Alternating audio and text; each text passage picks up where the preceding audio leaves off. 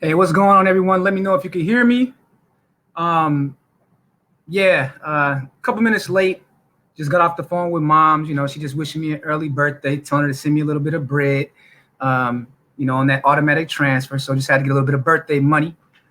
But yeah, man.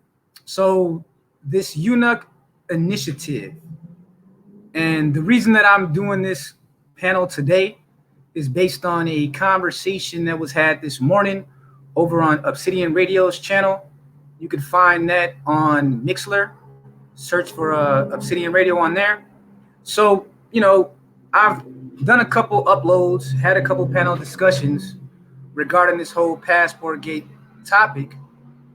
And for me, I really had it buried. I really didn't have much to say about it besides what I put in there. But yeah, shout out to everyone in the chat, by the way. And I thank you all for the happy birthday. Virgo season in effect.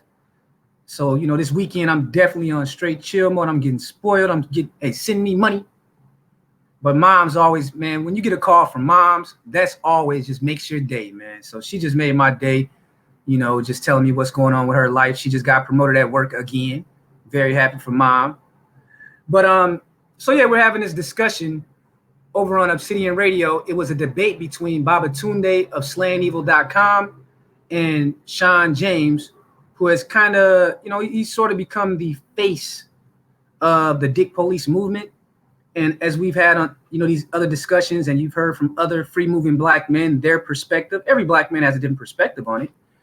But, the case of Sean James is just more interesting to me because of his connection to SYSBM men, free moving black men, and the Passport Bros. A lot of these guys supported him, man, when he really needed a helping hand. And now somehow he became like this boss. Like from the time I learned of him in 2018 to today, he went from having a cup in his hand to now he's a boss and he can give directives to brothers all across the country in different regions, different ages. So he the boss. He knows what's best for you and me. So he's having this discussion with Babatunde on Obsidian's channel. It was lit. Pretty much had nothing to say, but I was thinking while I'm listening to him, and I'm like, okay, so I can understand a lot of different angles on this. The stepmother angle, the stepfather angle. I got a daughter, I need you to take them. I could see all these different forms of testing as we're in stage 5 and 6 of the stages of grief. But this was something new that I didn't even really know existed in the black male YouTube. So apparently there are this whole idea that we've talked about before. We thought we did it, this whole cleanup man argument. And I've heard guys say that there's a man crisis in the black America. No, I know what it is now. There's a cleanup man crisis. And Babatunde, I really hope that you look into that for your next article. I think if you guys agree that Babatunde's next article should be the cleanup man crisis, you guys vote with your dollar. Go support that man. Put some money in his pocket because he's running his own website and he's doing a lot of work over there, showing us how to build a blog, how to have these conversations, how to control the narrative. And he's been like a one-man army doing what he does over there. So y'all go support slayingevil.com. I really hope that Baba will do an article after that debate with him and Sean James, because Sean James says there's a man crisis. But the truth is there's actually a cleanup man crisis, right? So apparently there is something in Black America called the Black Eunuch, right? But we knew about the eunuch part, but we didn't know that there was something called a pro-Black woman first eunuch. That's something I had never even heard of until today. I never heard of a pro-women first, Black women first, MGTOW monk eunuch. This is new. This is only something that you can get here on the Black Male YouTube space. So you guys go to check out Obsidian's discussion with Babatunde and Sean James. And even though I 100% disagree with everything that Sean James has to say about the passport situation, I still think that you guys owe it to yourself to go listen to the dispute and the discussion and see where you fall. Because again, that's the beauty of being a free thinking and free moving Black man. You don't have to have King Sigma tell you what to think. You don't need Sean James or Babatunde to tell you what to think. Listen to the discussion, listen to the argument, and you decide. But I gotta say, man, the barrage of logic, this is beautiful, man, what we're doing over here, man. I've never been able to see a group of men, Black men, come together, have discussions, and make it a fun thing to learn. That's what Black Male YouTube is doing. It's making learning fun and entertaining at the same time. Edutainment, as they call it. That's the term. Edutainment. That's what they call it. And this is something that they've been trying to stop Black men from doing for a long time. Making learning fun. So we're doing what the traditional teachers have never done. Making learning fun. So you guys go listen to the debate. So, yeah, there were these different talking points or whatever about, the Black man got killed over in Greece. Black man got accused of assault. And I kind of debunked those in my last two videos. So if you guys want to hear my direct counterpoints to that, go listen to those uploads. This was more of a panel discussion. So I'm just going to, bring on the panel and let them kind of do what they got to do, because I pretty much will just moderate and throw in a couple things. So let me just go ahead and, for some people that are kind of curious about why I gave it the title, the Eunuch Initiative, is because basically it's the Cleanup Man Initiative. What's happened is that they're repackaging the Cleanup Man argument that existed when I first came onto this space. They were having these Cleanup Man arguments back then. But now they kind of repackage it, because what happened is that the brothers that were like content creators at that time and panelists, they refuted all the arguments and buried those arguments. I thought it's like these things just keep coming back to life. I thought the Cleanup Man was dead. It was declared back in winter 2018 or something like that, that the Cleanup Man was dead. But somehow the eunuchs have taken up the flag now. That is very fascinating. It's one thing for the men that are laying seed to be in a position to wave the flag. At least they're getting some of the benefits of it. But to see, so it was like this conversation when I came into this space was between the dudes that was laying the seed in the Black community, but getting none of the responsibility put on their shoulders. And then it was the guys that were saying, you know what, I'm not getting the quality of woman I want in this community, so I got to go to another dating pool and see if I can find the kind of woman that meets my specific criteria as a Black thinking, free moving man. So I thought that the conversation was dead, but apparently Sean James said, you know what, it's not dead. So like Mysis Coder said, the Eunuch Revolution, exactly. ARC was calling it the Beta Male Revolution.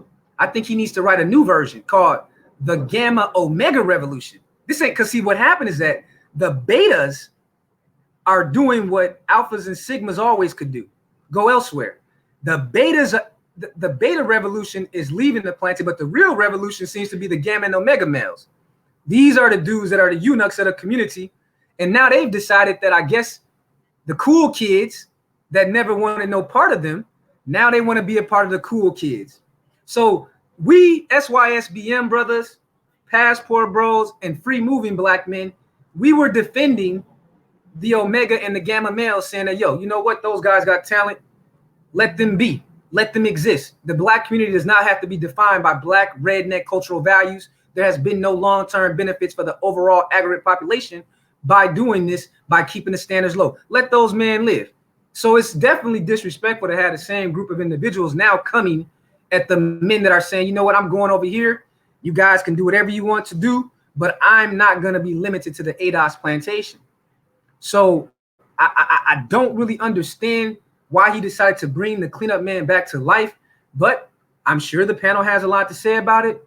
And so for you guys that are wondering, you know, what the eunuch is, I mean, the eunuch has played an important role in history, especially back during times before DNA testing and back when you couldn't confirm if a child was yours or not. Different societies brought up, you know, different mechanisms for trying to manage the movement of women, specifically married women and things like that for reasons of patriarchy and paternity, right? So what they would do, they would have eunuchs guard the most valuable wombs of society, you know, queens, princesses, noble women, the attractive poor women. That was kind of the purpose of the eunuch, was to guard the most valuable wombs of the empire or the society or whatnot. So I can just give you a little quick synopsis of it from Britannica America. And so it says that a eunuch was a castrated human male. From remote antiquity, eunuchs were employed in the Middle East and in China in two main functions: as guards and servants in harems or other women's quarters, and as chamberlains to kings. Eunuchs were considered the most suitable guards for the many wives or concubines a ruler might have in his palace, and the eunuch's confidential position in the harems of princes frequently enabled them to exercise an important influence over their royal masters and even to raise themselves to stations of great trust and power. Some rose to become bodyguards, confidential advisors, and even ministers, generals, and admirals. Most eunuchs underwent castration as a condition of their employment, though others were castrated as punishment or after they had been sold by poor parents. So I'll leave that there. You brothers know that Google is your friend. So as you can see, there's an easy parallel to this whole cleanup man thing, because like I've talked in these spaces about, society is built on exchange. You see what I'm saying? On the social contract.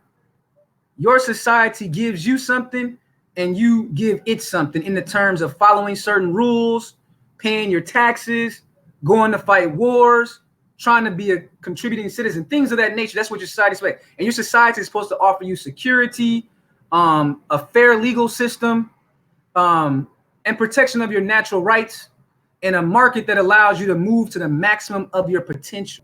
These are very Western American values, you know? So this eunuch relationship between Americanda is that the eunuch, to get the validation from those that have never validated him or her, he is willing to sacrifice his integrity. He is willing to bite the hand that feeds him, and he is willing to be the greatest slave catcher.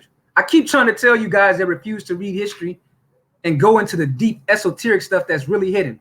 I keep telling you guys, some of the most successful slave catchers used by the slave bounty hunters when they passed that Fugitive Slave Act were black men.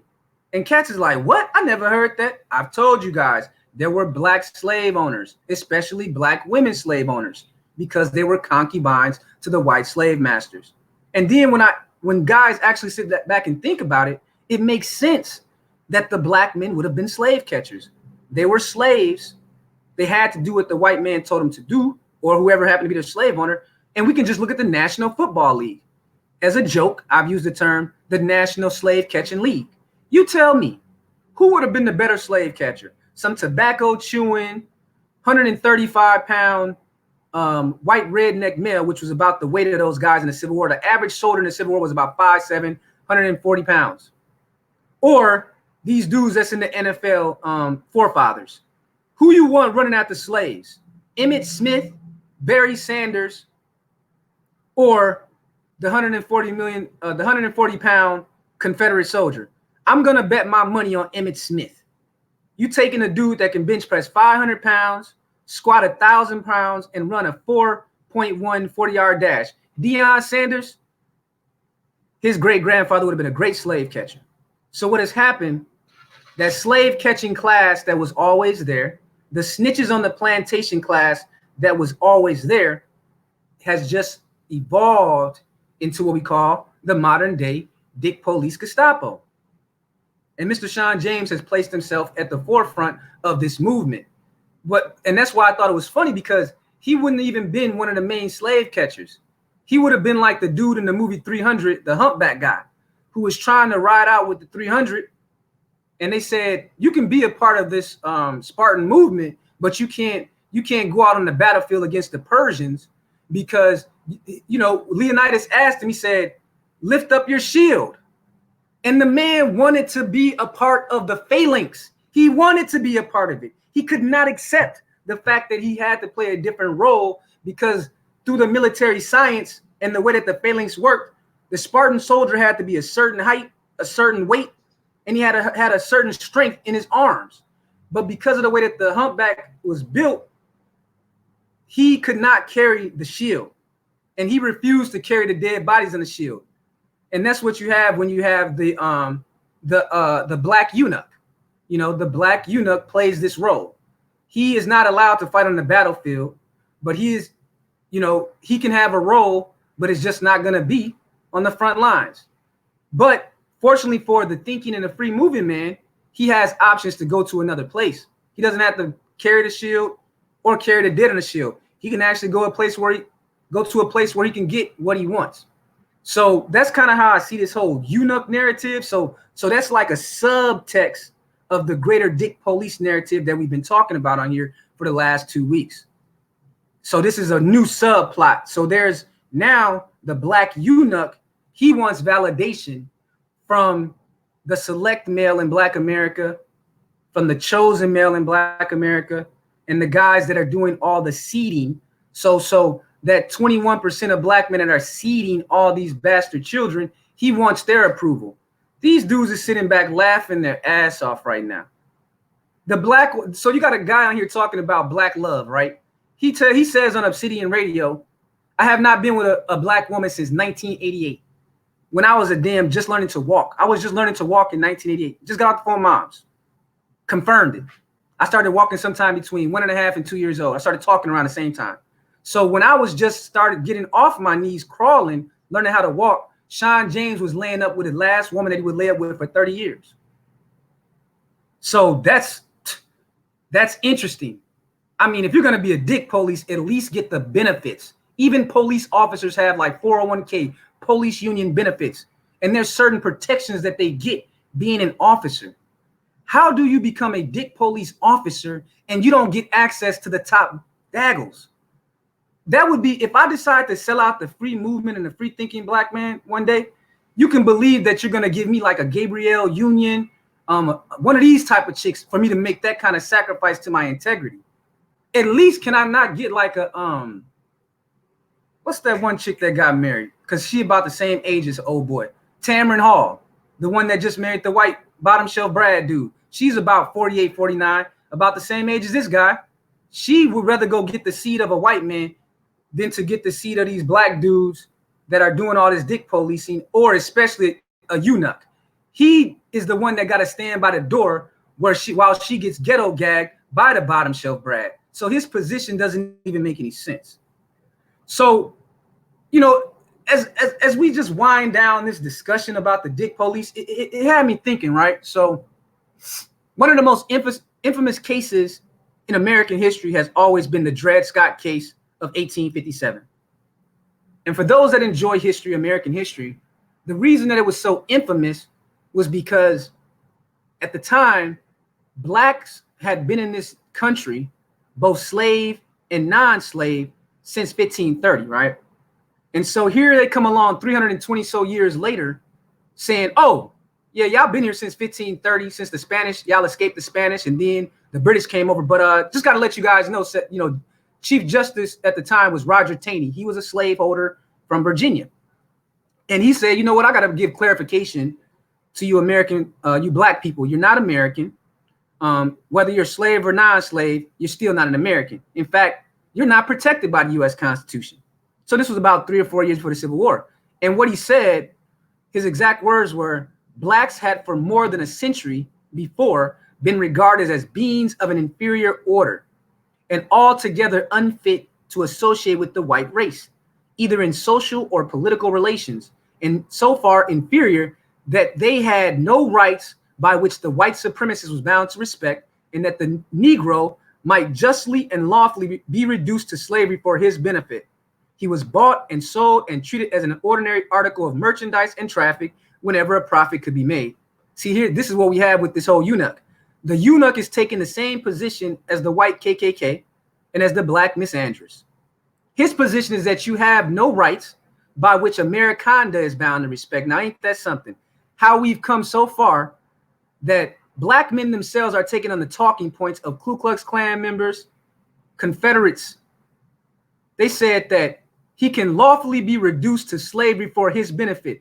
When you hear these dick police talk, they're always talking to you as if you being restricted to the Americandan plantation is for your benefit, not for the benefit of the community. It's for your benefit to take on our disasters and our destruction, our dysfunction. As Mr. Neely Fuller says, Neely Fuller says, tacky, trashy, terroristic culture. It's to your benefit to take on the tacky, trashy, terroristic culture. That's what they want you to believe. So with that, I'm going to open up to the panel, to these brothers that I know they got a lot to say. You know, they had their comments, and I'm going to fall back. So let's start. Since Baba Tunde was the guest on Obsidian's panel, I would like him to go ahead and take the mic, and we'll just, let me see. So let me see what all we got on here on deck. So Supreme King Kun was the one that wanted me to upload. So he can go second. So we got Birds first, SK second. Xavier was on the panel, so he'll go third. And Dr. Phoenix was in the chat. He'll go next. And then the last one up will be Kiri. So you got the mic, Baba. Thanks for coming on. Hey, man. How's it going, bro? Man, it's good, man. I just talked to moms, wishing me happy birthday. She about to send me some money and an Amazon gift card, because I need some new kicks for the spring anyway. So I'm good. It's all good, man. It's all good. Yeah, peace to the panel, man. Yeah, that was all fun and games, man. You were smoking. You were smoking harder than me on that panel, man. I thought I was going in hard, but just lit it up. But yeah, man, it's all good, man. Yeah, see, at the end of the day, again, the guy's got no credentials, man. That's the bottom line. He's got no credentials to speak on foreign women. He's got no credentials to speak on traveling. He hasn't. There's not, and that's the issue. He could never. You notice when he was asked these specific questions, requiring specific answers, he could never answer the question straight. He just go, the Negro is the Negro. I'm like, look, man, again, look, this is not David Carroll 2.0, man. Just answer the damn question. See, this is the problem with this guy. He basically watches David Carroll so much that he can't think and reason for himself. Every answer he gives is like a David Carroll. I like David Carroll. I respect David Carroll. Your independent thought, bruh. Where is it? I mean, so at the end of the day, he's not qualified to speak, man. But again, I presented dude with the problems that you're gonna run into if you want to build this so-called black community back up. Again, the first problem is the abortion issue. These black women are aborting black children. Then you got the next problem of the fact that basically black women don't like black children, right? And then you got the next problem with the fact that black women have embraced feminism. They don't like black men. They're not willing to submit to black men. Then you've got another problem in the fact that black women, the only black men that black women will basically somewhat submit to are the thugs. So there's so many obstacles to overcome. But again, the first problem is that abortion, man. And these cats don't want to deal with their abortion. Again, he talked about how, it's white women leading white supremacy. And white women are basically, they're the ones teaching their children and all that business. They're teaching them white supremacy and all that. But then at the end of the day, like I pointed out, when you go to these pro-life rallies, who are the ones marching to save the children? It's white women. I mean, so again, there's white women marching, right? They're marching to save the children. But you got black women who basically don't care about children. Black women aren't there. So what's the wait a minute? What's going on? But you'll find a black woman in the abortion clinic. Oh, she down there, man. But yeah, I just basically again, like you guys, well, like many of you guys said, man, he was the last person I thought would come down who'd start basically rattling off this nonsense, this pro-black nonsense, man. There's all this black empowerment. Yeah, and I stick to my point. Black empowerment is outdated. And I said this when basically Brother Polite started doing his little tour around the United States and he's hooking up with all these different chicks, these non-black chicks. I said it back then. I said, look, at the end of the day, the whole pro-black thing is outdated because it doesn't take into consideration the possibility of black women derailing, of black women getting into a condition where they're unsuitable. And so they never took that into account. They never factored that into the equation. Pro-black, everything has to be black, including your woman. Okay, but what if your woman goes defective? They never factored that in. They haven't got a solution. No, we just got to stick with the defective woman. I say that's not common sense, man. And this is what I was saying that's what I was saying on Brother X's show yesterday, man. I say at some point you have to use logic, common sense, and reason, man. You have to look at these things from a logical, common sense, and reasonable perspective. You can't basically look at this from an emotional perspective. All these guys want to keep it black, man, because well, she's black, so I'm black, so we got to basically get together. That's stupid, man. If you see this black woman is going down the toilet, well, she's already gone down the toilet, man. She's in the sewer, man. You see this black woman is straight in the sewer, and you're gonna follow her there because she's black. This is what I'm talking about, man. Again, these women would not give Sean James the time of day. And again, he's going to have to prove by example, man. You want to do an Umar Johnson and start going around telling black men that they need to rebuild the community, thinking black men they need to rebuild the community they had no power in. I mean, and then you, at the same time, you want to berate these same men. I say, okay, no problem. You lead by example. Where's your woman? Oh, I'm not ready for that. I'm not ready for that yet. Nah, you're just socially awkward, man. I mean, you ain't getting no chick, man. You know, it's so long by yourself. I mean, you don't know how to interact with chicks. That's what the problem is with him. He ain't got a clue how to interact and how to pick up a woman. So it's so many points. But again, the main issue with me is the fact that there's so many issues on this black female side that these dudes don't want to deal with, man. And again, the main issue for me is the abortion issue. If you're gonna, like I said, if you're gonna build a strong community, you need a family. And that starts with having children. That's where it starts. But again, you can't have children if you're dealing with a woman who likes killing children. So that's the first obstacle. You're not even getting out the gate, man. I mean, so this is what I'm saying is dead. They're not dealing with proper issues, man. They think that they can just come in and just start rebuilding things. They're the real rebuilding things infrastructure. I say, yeah, and where's your family? Again, where's the black society is not infrastructure, it's not buildings, it's families, man. That's what it is. That's the main core of it. So that's where you got to start. But they don't want to start there because then they're going to have to deal with the abortion business. They're going to have to put this black woman on the stand. And as we know, no, we can't do that. We have to worship our queenies, man. So, yeah, that's all I got to say, man. But at the end of the day, I mean, this guy, he walked into the lion's den, man. And he got his backside chewed up. But that's his problem, not mine.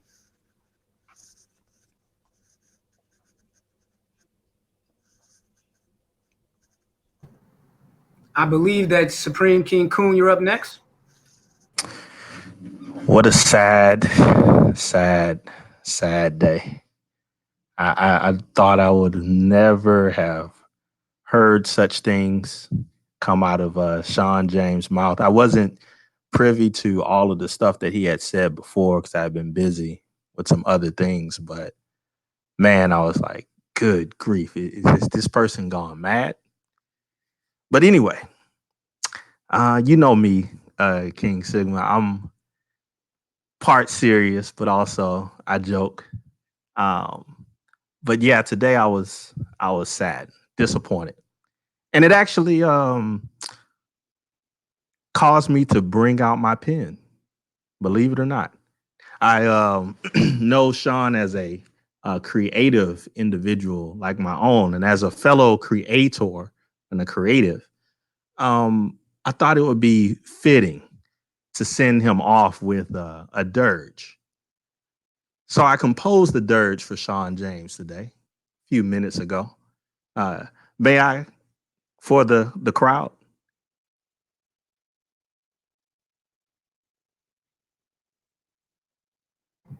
Go right ahead. Supreme King. It's called A Warning. Our brother Sean, of the family of James, ventured out alone on the sea of the Daggle. Oars in hand, long he searched and sailed, night and day, year after year, upon ever shifty waters alone. Thirsty for a woman, a fit companion, only to be found in his mind. For this sea we all know belongs only to the dead. Alas, overcome with the sensation of desire, he drank from the sea. And though it was salty, dirty, bitter, his body betrayed his mind and confusion beset him. Only after much searching, we found him.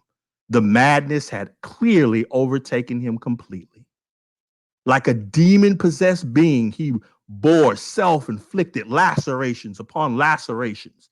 He was hardly the man we once knew. Pity and shame consumed me equally as I gazed upon him. The field medic, Obsidian, attempted to restore his senses, but the damage was beyond repair. Marshals Babatunde and Sigma issued orders for the firing squad, but calls for mercy ensued. And after considering how the Isle of Park apes habitually kill their own, an elder soldier, Xavier, opened our minds to the idea of releasing Sean back to the Sea of Daggles. Cruel as it seems, it was actually what Sean wished for. So, with heavy hearts, we pushed his vessel back into the waters from which he came. We last heard Sean crying out, "Bald eagle, lead me to the land of forever building, the land of forever destruction." I sent off Sean James saying, "Bro, you got the daggle. That's what you wanted. Have at it." Next. How do I follow that? Epic. I mean, Brother. how do I follow that? See, this is the thing. Like I say all the time, you have people, they want to cover, man. They want to cover for dysfunction. They want to cover for these hoes. They want to cover for their old mama. It's what they want to do, man. And they will give you this rules, this damn guise of, it's all about black folks. It's all about building black folks. It's all about doing shit for black folks. But see, what they're forgetting is one thing. As black men, we have free choice in what we do. And as much as it may hurt some of us black men don't want to build black folks.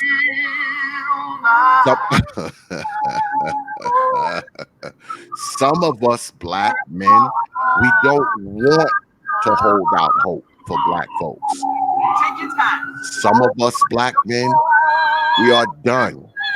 Not only are we done with the idea of building black society, many of us are mostly done with black society. And I think that we shouldn't judge people for that, man. We shouldn't say, well, you're obligated to be around us. You're obligated to do for us. You're obligated to think like us. Because you're not. You're not obligated to do for us. You're not obligated to think like us. You're not obligated to help us. You're not. And when you're talking about building these broke down parts of Black society, I think most of these people who talk this shit, they're talking to the wrong people. They need to be talking to the people who are inside that society, the people who have destroyed it, the people who continue to destroy it. You have to start there. You have to start there. To ask people to come from outside of that is absurd. And not only is it absurd, it's futile, because chances are it's never going to happen. Now, I don't know Brother James that well. I'm somewhat familiar with his work, and I think that he has drifted into those murky waters that many of us drift into, especially when we get on media and we want to talk this, saving Black folk shit. We want to talk this we need to do for Black folk shit. And the people who are talking it the most are usually the people who are probably doing the least, except for talking. So I think we need to stop listening to many of these people, man, because they're telling you to do shit that they're not doing. They're telling you to do shit that they're incapable of doing. And they're telling you shit that there is no hope of doing. A lot of this shit is fantasy, man. A lot of this shit has no basis in reality whatsoever. They're just talking, man. They're idealists, man. And many of them are fucking ideologues, if you want to go that far with it, because some of this shit is not worth saving. I'm sorry. I'm not of the mind of let it all burn, but some of it has already burned. Some of it is already ash. But these people will have you believe that you can go into these ashes and reconstruct something. What the hell do you reconstruct from ash? Nothing. And I think we need to keep that shit in mind, man, when we have people telling us to go in, gather these ashes, and make it something. The only thing you can do with ash, man, is sweep that shit out and build something where it once stood. That's the reality.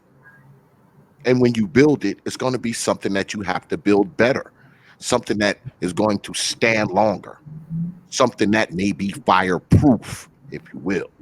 That's just the truth, man. That's just the truth. You hear people talk this build, like I said, but they want to force you to build. They're not telling you if you want to build, come in and build. No, they're saying you must build. You must build because you are Black. You must build because you got to be about Black folks. You must build with Black folks, or your coon, your Sambo, your white supremacist and blackface. This is what you hear. And we know it's all bullshit, man. See, what it is with most of these people, man. See, there's money. There's money in giving Black folks hope. There's money in that, man. Because, see, as long as you giving Black folks hope, you can always give them a cover for the bullshit they're doing, for the destruction they're causing, for the dysfunction they're living. You can always fall back on the white power structure. You can always fall back on policy and politics and all this kind of bullshit. You can always fall back on that shit as long as you give Black folks hope. And when we talk about the so-called Black society, we all know who people are talking about. I talked about this the other day when you talk about the Black community.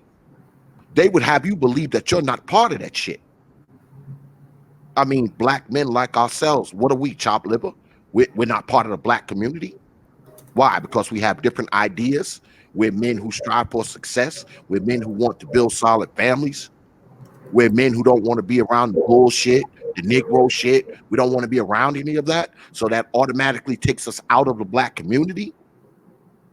I find it amazing that people always talk about how different black folks can be.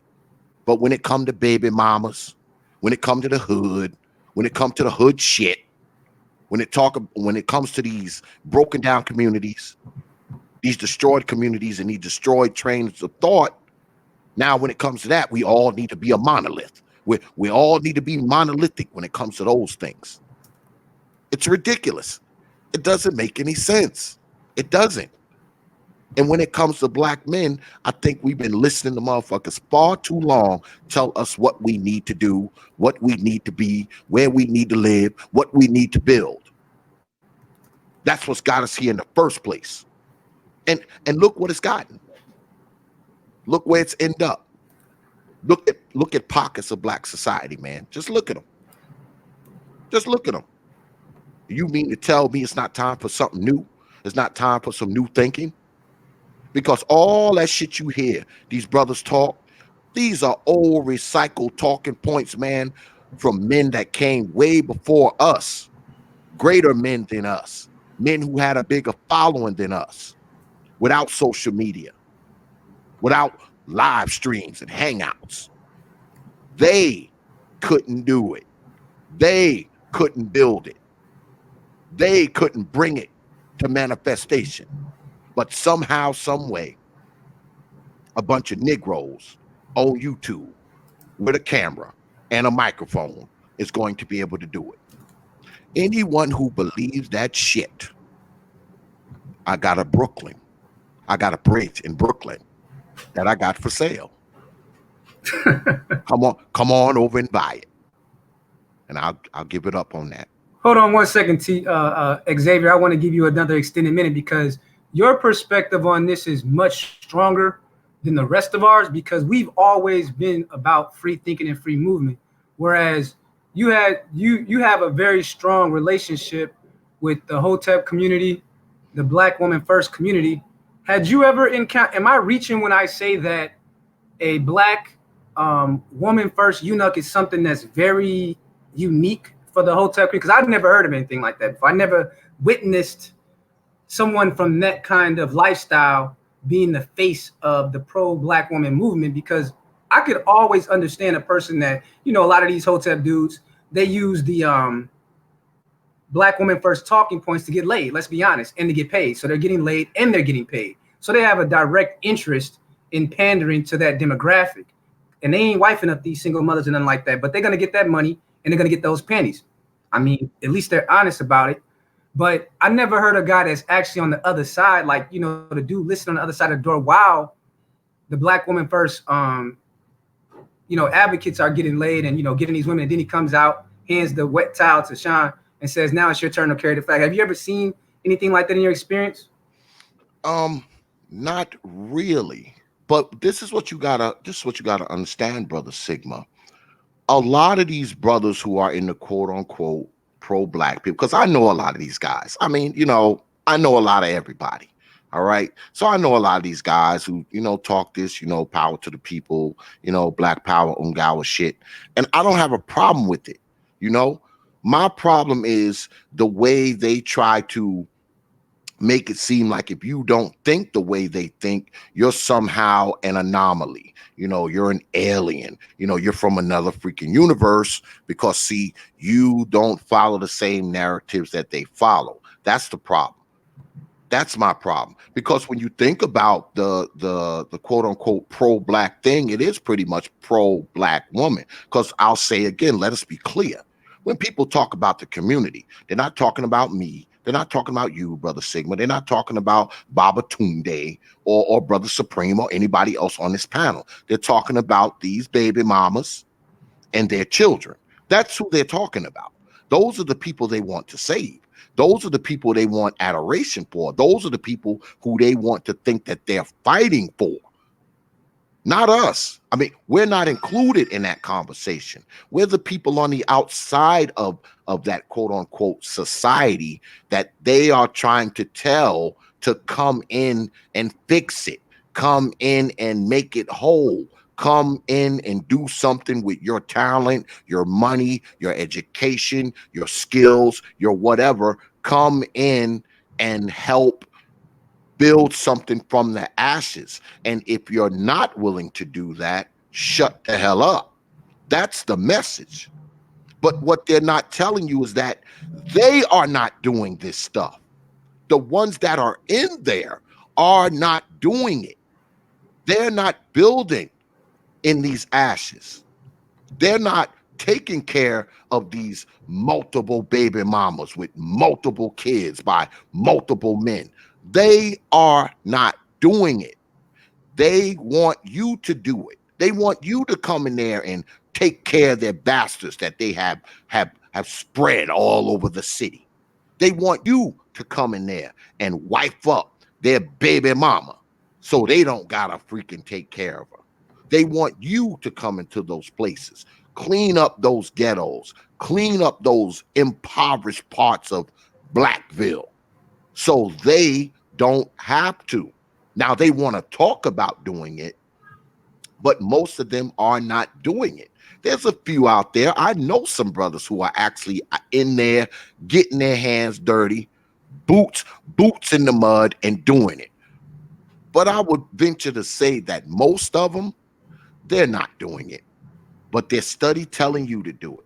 They're study telling you that you need to get in there, get your hands dirty, and help these folks out. That's what they're saying. I mean, people are going as far now as saying you need to wife up baby mamas. That's the only way it's going to be fixed. Instead of telling you, hey, stay the fuck away from baby mamas. Get your own woman, get your own wife, have your own kids, build your own family. They're not telling you that. They're telling you go in there, build with some. They're telling you to build on a house, right? They want you to go in there and make a house complete that's already been half burnt down. But they don't tell you that that house been burnt down for years. Rats is living in it, and roaches and wild animals is living in it. But they want you to move into that house. And when you move into the house, commence the building on it too, with no supplies, with no hammers, no saws, no drills, no wood, no nothing. Live in that old burnt down house with no damn electricity, no running water, but shit, make it work.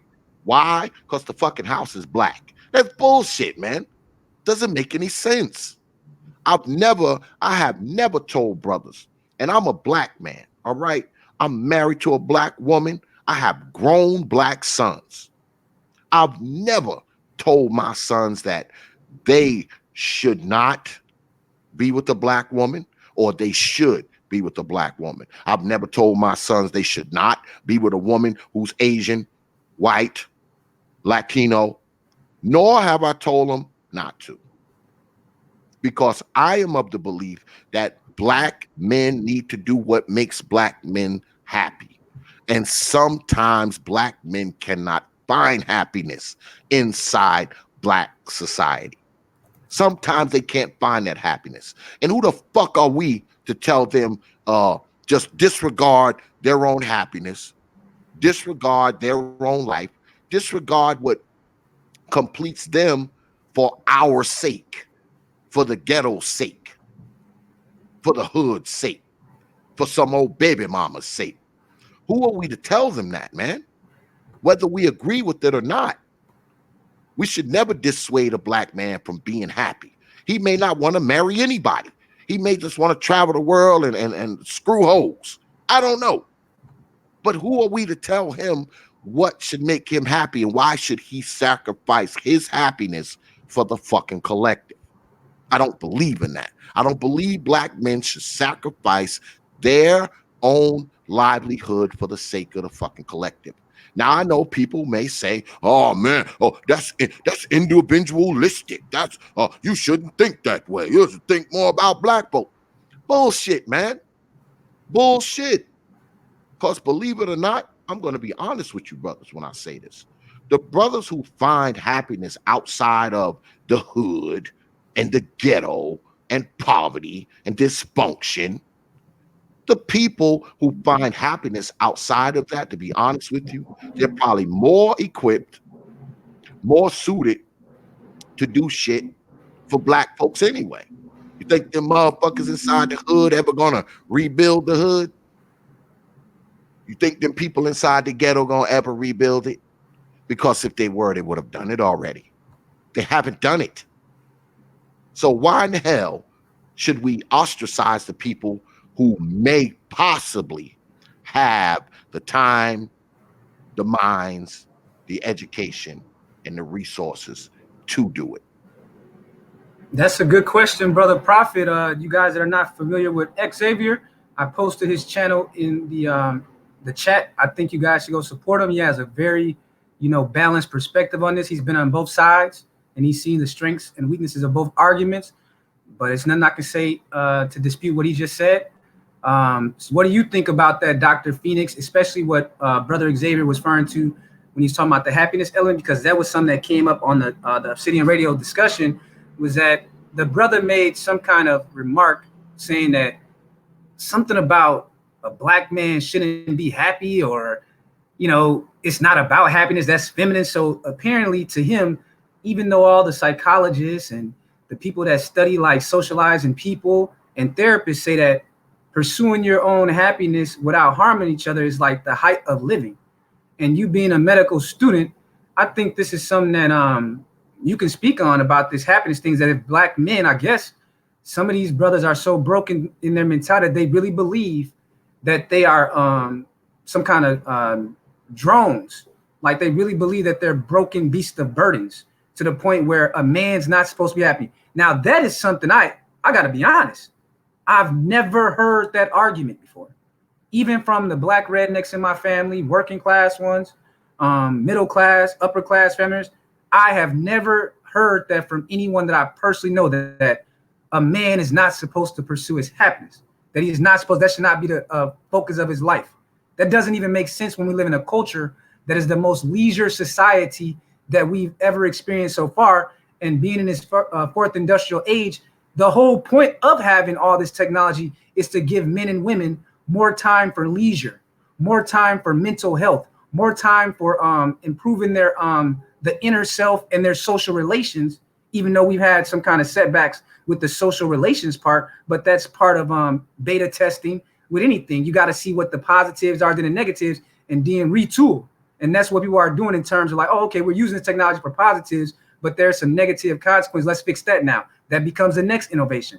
So to hear someone say that you shouldn't be focused on your happiness, that's pretty incredible. You got the mic, Dr. Phoenix.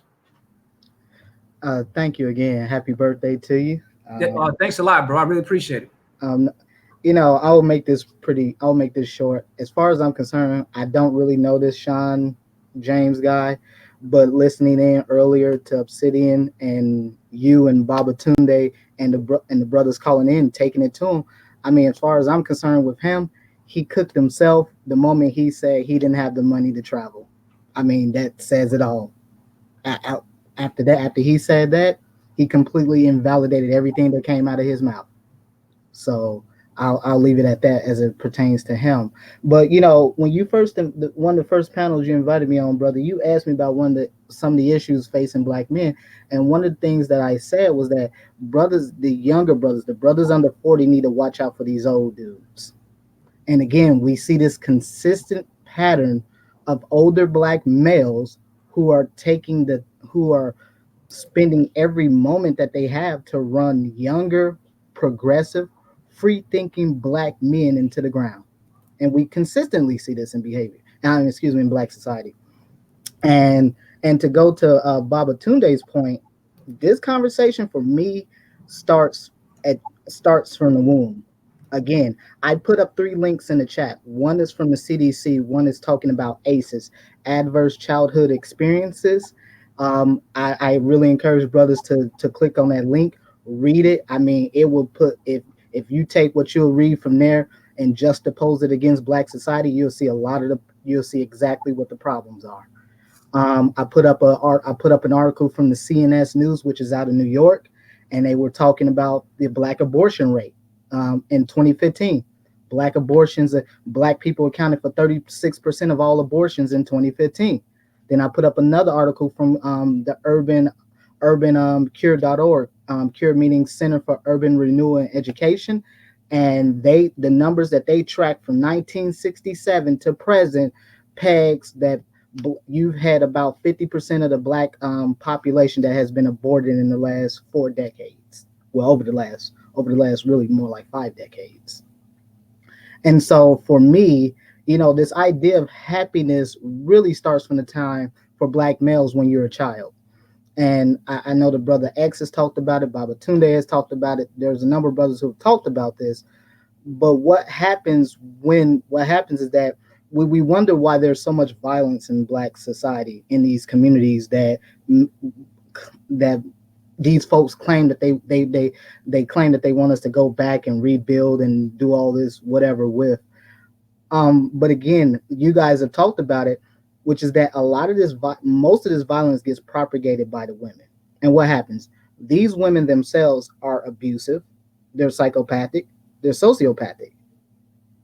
They have maladaptive behaviors, and they take those psychopathic maladaptive behaviors and they transfer it specifically to the males. They transfer it to the females too, but in the males, the reason why it's more important for the males is because we have something that the females don't have. We have testosterone, and testosterone is the principal driver of aggression in humans. And you couple that with psychopathic maladaptive behaviors, and you see what you see now in black society. And so what happens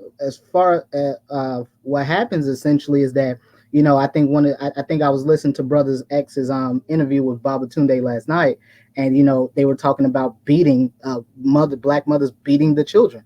And he said something very important, which was that, I'm pretty sure most of the black males in the chat on the panel know stories, maybe might even been you, that has stories of similar types of incidents where the mother beats the child, but essentially what should be more like a 2-minute spanking becomes 5 to 10 minutes of her taking out every stressor and frustration she has in her life out on that child. And so how that manifests in black boys is that they see that their only answer to everything is, hey, I need to get violent. I got to put my hands on somebody. I have to argue with somebody. I have to fight. And they transfer that, again, that psychopathic maladaptive behavior to the black boys. And this is why, and as these black boys get older and eventually they enter their adolescent and teenage years, this is where you start to see some of these numbers that pop up in society. Because one of the arguments that these folks keep bringing up is about a couple of one-off scenarios of brothers getting killed in countries traveling. This is very rare. I've talked about this a few weeks ago on your panel. I've been traveling since I was 19. I've been all over the world. I've went to school in Australia. I've been all over the world, and I've never had an issue where I felt threatened. But I have been robbed at gunpoint in Chicago, where I grew up at. This is something that that gets overlooked in this argument. It never gets talked about that these maladaptive psychopathic behaviors we see among black males, young black males in particular, that we don't sit there and say that, yeah, a lot of this was not just was bred into them, was beaten into them. You broken these boys, these mothers break these boys' self-esteem and their psyche when they're young. That's why you see these old dudes that are 45 years old, 40 some years old, 50 years old, and they come on and they sound no different than the women who we're actually against. Because again, they see and all these women, all these dysfunctional women, these men, they see their mothers. That mother, that domineering woman who broke them over a belt or whatever it is that she used to beat them with. So I'll just leave it at that, because I don't want to go too much into this, but I'll leave it at that. Yeah, I appreciate that opening statement, Dr. Phoenix. And you guys, give a salute to Dr. Phoenix. We got a black man that's in medical school. And the whole thing about that, why it's so critical, is that their numbers are at an all-time low. And we don't have a lot of black men specifically going into these STEM careers. And you guys get that man whatever support he needs.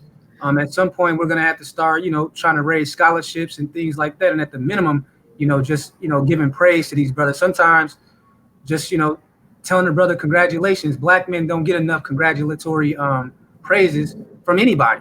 So it is important that when we have someone like him in here who's out there in the ivory tower in academia trying to compete at a time when anti-Black male hatred is at an all-time high, that you guys recognize someone like him and the sacrifices that he's made and the right path that he's on, because he'll never get any credit from the overall Black society.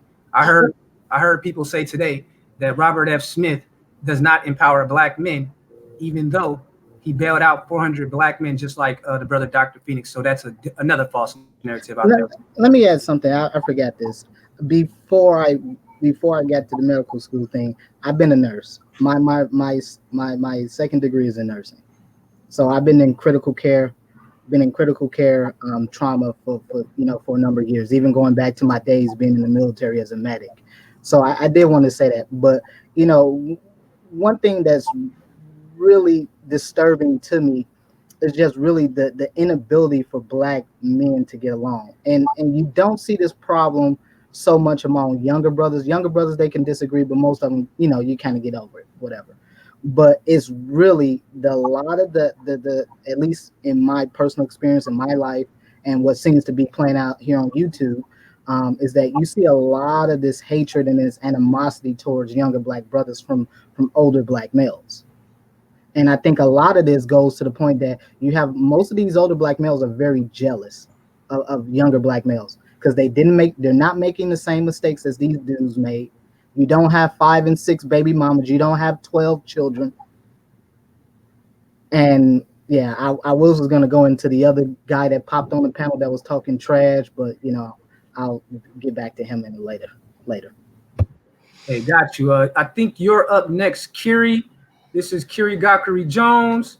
He's one of the generals of the SYSBM movement, along with Mad Bus Driver. And no one knows more about it than he does. So I'd like to know what you thought, Kiri, about the whole, because you were I forgot. Kiri Gakari was actually the first person to respond to this dick policing that started this month. He was the first person. I was the second person. And then with my ICE, because it just exploded, we said, okay, this is Passport Gate. So that's kind of how the process went. Kiri was the first person to put out a video. I was the second person to put out a video, but I'm the one that used the hashtag Passport Gate, but it was actually my ICE that had created the hashtag. So that's kind of how this whole thing exploded. And Sean James was the person that initiated this whole Eunuch Initiative dick police operation. It was him. But Kiri Gakari was the first one to respond. So you got the mic, Kiri. Thank you very much. Also, happy birthday, first and foremost. Thank you, sir. All right. I want to address the members of the High Council, brothers on the chat, brothers who are maybe listening in. I want to address everybody here because this is, in my opinion, probably the big, or if not the biggest issue of our time. It really is a question of, are you going to be free or are you going to be enslaved? Again, that's how I'm approaching it. So, listening to the debate today, I'm a Wall Streeter, right? I work on Wall Street. So the first thing that really caught my attention was the fact that the word resources was being used by Mr. James.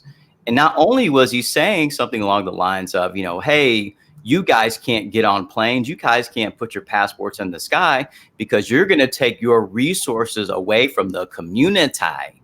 And I was struck when I heard that. I said, for real? And then the other part of that was, and I think you asked him this directly, King Sigma. You asked him basically, where is your Black queen? Where is she? Where's the Wombiverse? And his response was, he did not have the resources to obtain his Black queen. And so in my mind, I refer to these guys as terminators. Now, once upon a time, we would have known and understood if someone was like super pro-Black, we would have saw like a daishiki. He would have had on like a kente cloth. He would have eaten some bean pies. He'd have a big old African medallion. We would know who he is and what he was about from the jump. But see, that's not working because a lot of the thinking brothers have basically defeated, rebutted, refuted those arguments. So now we're at the point where they have to basically become terminators. They have to take on the flesh and the blood and the bones of thinking brothers, SYSBM men, EBM brothers. They have to talk the talk and try to walk the walk, because otherwise we're just going to dismiss them right off the bat. So I call them terminators because their whole thing is they're going to come in the spot and they're going to blow it up wherever, you know, productive Black men are having these conversations. Whenever brothers are sharing notes and comparing their experiences about getting on planes or dealing with different types of women, they're going to blow up the spot. And the fear is real and it's palpable. So my whole thing is this. I also heard something about, you know, it's bad for brothers, passport bros, ebony passport men to get on planes and do something different. It's bad because we basically live our lives and we're free and we do anything that we want, and we're not trying to save the community. But here's my thing. Speaking for myself, I keep it super hyper individualistic. My life experience, my education, my training, my ancestry, my background, my occupation, all that stuff goes into account. I don't owe the community anything. I don't need to be concerned about saving the community when I'm in Japan, or if I'm in Canada, or if I'm traveling someplace else. Who has the right to tell us, hey, you can't get on a plane. You have to worry about the community while you're sitting on the plantation and sitting on the reservation and chilling out on the stoop? No one has that right. And the other thing I want to point out is that a lot of accusations have been hurled at us, the passport brothers, but I haven't seen a single peer-reviewed study. I haven't seen any evidence. Nothing has been brought to bear to basically substantiate the claims that have been made against us. We've been accused of being predators and pedophiles and self-hate and white supremacy and all this other stuff. But I haven't seen a single report. I haven't seen a shred of evidence to back up any of those claims. So if you're going to make extraordinary claims about the passport brothers, you need to come to the table with extraordinary evidence. I mean, here's the deal. In 2019, we're not falling for that anymore. You can't just say you black, we black, your mama black, shout out to Obsidian. And then we're just going to say, oh, I'm going to suspend my critical thinking because we black, your mama black. No, it doesn't work that way anymore. I would also bring up the fact that apparently he said he hasn't had a date since 1998, but I won't go there. I'll leave that to others. But honestly, I think that this isn't over. I think that the Terminators who have been programmed by the Daggleverse, by the Scraggle Daggle herself, they're just going to program more efficient, more silent, and more deadly Terminators to come into the spot, because the resource question really exposed what I think this is about. This is about brothers with resources and options getting on planes and leaving the Daggleverse far behind to wallow in filth. So this is a battle for resources, finance, economics, and also political power. I mean, you know, if brothers are taking off and going EBM and chilling in the Philippines, who's going to vote for Dagglecratic, Democrat, leftist policies? So, I mean, there's a lot of things that are kind of wrapped up in this, but all I'm going to say for right now is that this is why I'm such a big fan of studying our ebony American fathers, men such as Crispus Attucks and Captain Paul Cuffey and Frederick Douglass and Martin Robinson Delaney. Shout out to Supreme King Coon for that one. These men show you how to live. These men show you what has worked. These men tell you that liberty is what you should be after. If you believe in liberty, you won't fall for this okie doke. And I yield back the balance of my time. Hey, thank you for that, Kiri. But I had a question for you directly, because I had Mad Bus Driver on my last discussion when we did the Elegy of Passport Gate, and I didn't think there were any narratives left. But he said that for him, he was breaking off into his own thing with SYSBM. Do you agree with that? I definitely agree with that, because here's the thing. I think that we're at the stage now. I'm very proud, by the way, of this panel, and I'm proud of all the people in the chat, because this kind of assembly of minds of ebony men thinking brothers, we may not all agree on every single point, but the single fact that we can assemble and have these conversations and compare notes says something. I mean, I personally believe there's a critical mass of thinking ebony men who can basically pursue their own peace and their own happiness. And that's the other thing too, like our side of the fence, right? If you're a thinking brother, let's say you, King Sigma, let's say that you say, hey, I'm going to roll out to Tanzania, and we're going to find ourselves some quality stargates, and we're going to settle down, and we're going to build, and we're going to have peace and prosperity. A brother such as yourself could make that happen. Or I could say, hey, like in my situation, I have a Japanese wife. Hey, go out there to Japan, kick it with my Yuko. She's going to be about your business, and you can start a life and be successful. I can say that because that's the lifestyle that I live.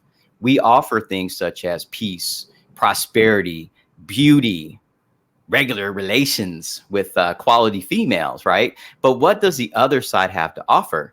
Disease, damnation, and death. That's pretty much all the other side has to offer. So of course they fall back into the whole racism, the whole white supremacy talking points. So you know what? At the end of the day, I think that there should be a fragmentation.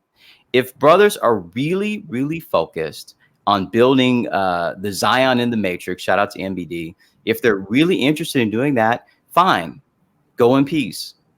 But don't slander us when we decide to go in a different direction. I think it's time. I think we're mature enough. I think we've discussed the issues. I think that we are all of sound mind and reasonable intelligence, that we can go our separate ways and ally with those people that would ally with us. So I got Kiri, are you surprised by the growth of the SYSBM free movement and passport bros? Because I kind of thought this is what would happen, but when I came in, this was a very small group. I mean, I remember when I first started seeing brothers say like SYSBM, I'm like, what is this? What is this? And it wasn't until I was like 6 or 7 months in that I even found out about really you and Mad Bus Driver. But I was kind of seeing that hashtag, but I didn't see it a lot until I was already 7 months in. Are you surprised by like over the last 3 or 4 months how it just kind of exploded? Like I'm seeing the hashtag everywhere now. Are you surprised by that growth in the last quarter? You know what? And shout out to brother Obsidian. I see him in the chat as well. I haven't talked to him in a minute, so shout out to that brother. You know what? I'll kind of answer that by telling a very quick story. So, I live in what I call Pleasantville. Very nice, very upscale, high net worth kind of community. So we have the local swimming pool, and a lot of people from Pleasantville will go swim over the summer. And I started going to the pool when it opened up, and I was shocked to see the sheer number of multi-ethnic ebony kids with ebony male fathers. Like, I have never seen, like, if you had 30 kids in the pool, I would say that like 7, 8, 9 of them were multi-ethnic. Mothers were varied, right? You had fair-skinned Western European Rebeccas, you had my Lyns and my Yukos, you had Marias, but I mean, just the sheer number of children was very shocking to me. So with that being said, I am somewhat surprised, but I'm not, because I think that a lot of brothers have basically gotten the memo on their own. They may never see this live stream. They may never catch an MBD video. They may never see my channel or any of these esteemed brothers here. But I think that it's in the ether, brothers. And this is the thing with the other side. They don't get this. Black men are free. We are not slaves. As Brother O would say, the civil rights movement, it worked like a mofo. Brothers is getting with the women they want to get with. And also, what is not discussed a lot, like, for example, when Mr. James, when he talks about his talking points, he'll always say, black men don't understand this. Black men don't know that. Black men don't do this. I mean, always kind of sneak dissing the intelligence of the brothers. But I'll tell you this much. You got a lot of females checking for decent men these days. A lot of them. You got Rebecca's, you got Maria's, you got my Lynn, my Yuko, Japanese birds are checking for brothers now. If you have sense, if you can put a sentence together, if you have some resources, since this is such a big animus on the part of the eunuchs, they're going to approach you. They're going to talk to you. They're going to snatch you up. That's just where we are. So I am surprised, but I'm not. I think SYSBM is probably just a label for something that they're already experiencing in their life already. So I agree. And I think that's, when we talk about the 1960s and all the quote unquote revolutions that they had going on, people forget that the civil rights movement, that revolution, that Negro revolution, that was only part of it. So part of it was the political aspects, getting the status question answered. But another part of the Negro Revolution was the economic portion and the social portion. And people forget that when Martin Luther King said that he wants you to be judged by your character, freedom was part of that. The freedom to do as you choose. He wanted Black Americans, all Black men, to have the choices and the freedoms and the protections and the privileges guaranteed by the U.S. Constitution. Too often, Black Americans forget that we live in a constitutional republic that gives us certain privileges. There are certain privileges with being a citizen of the most powerful economy in the world. A passport is just a tool. It's a tool for movement. How someone chooses to use that tool is going to be different for everybody. You give one person a hammer, they might stub their finger just putting up a painting. The other person might build a desk. The other person might build a house. How you decide to use that tool depends on your own agenda, goals, and your talent. And I think that gets lost in this whole thing, is that these people that claim to be Black women first, they never talk about the fact that the whole point of the civil rights movement was to become an American. That was the ultimate goal, to be recognized fully under the U.S. Constitution and under state laws and socially. They are actually trying to go backwards by trying to keep men from leaving. And then when the men leave, you got the eunuchs joining in on the discussion saying that these people is incels, right? But not admitting that the moment that you jump on that plane and land, you're probably not an incel anymore. So it's just, it's a very fascinating thing to see the regression in the conversation, where I thought that in the Black male space, we were actually going forward and we had turned the guns off each other and we're moving. And it was pretty silent for a while. And then all of a sudden, the dick police say, you know what? I'm not feeling all this silence and constructiveness. Let's turn the guns on each other again. This is fun daggle entertainment. So that's one of the things I get lost, that gets lost in these conversations, that the civil rights Negro Revolution was about Black people getting fully recognized under the Constitution and in the economic aspects and also in the social aspects. And part of that deal in terms of integrating the society is that you are free to do what you want to do. At least you should be. So people need to think about that as they continue this Dick Police campaign, because, you know, in terms of the men that I talked to that are in the Escape Black Men camp, they had moved on to totally different discussions, and other people were listening in on their discussion about the passport life and why that works for them, or why moving from city to city works for them. And cats just got in their feelings about it. That's interesting. And that's why when Mad Bus Driver said that he's separating SYSBM from the general Black male YouTube narrative, I didn't have a problem with it. I don't see what's the big deal is. Brothers should go off where they feel good. We have fraternities in America that are exclusive to the members. Why?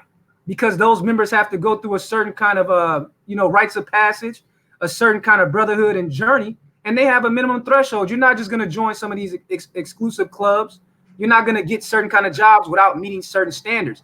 And I think a lot of people do not want Black men applying any standards even to themselves. I'm not talking about the community or whatever. I'm talking about you got cats out here that don't even want the Black individual man to apply standards to himself. And then they get threatened when other Black men see the way that this guy is moving, and they say, man, what he's doing, I kind of like what he's doing over there. That might work for me. Then it's like, yo, that's too constructive. So that's one of the reasons why I didn't see what was wrong with what Mad Bus Driver said and what you're saying right now, that the movement and the kind of channels that you guys are doing, you want to separate that and do your own thing. You don't want people on the Hotep side or the Black Woman First side telling you to come save anything, because you're not even concerned about what's going on over there. Only yourself. And I don't see anything wrong with that. But I believe that we had, you got a response, Kerry? Go ahead before I bring Ezreal on. Well, yeah, I was just saying one real quick thing, King Sigma. Ezra, just let Kerry just respond, because I want to give you the full time. I don't want to give you a short amount of time. So let Kerry just respond, and then you'll get your full time. Yeah, this will be real quick. I'm just saying, like, I think we should keep in mind always that this is always and everywhere driven by the Daggle. The Daggle understands that she is basically going to be the queen of the damned in a permanent underclass. Like you were mentioning earlier, that's why the, Save the Community types are so hell bent on disconnecting brothers from their American history.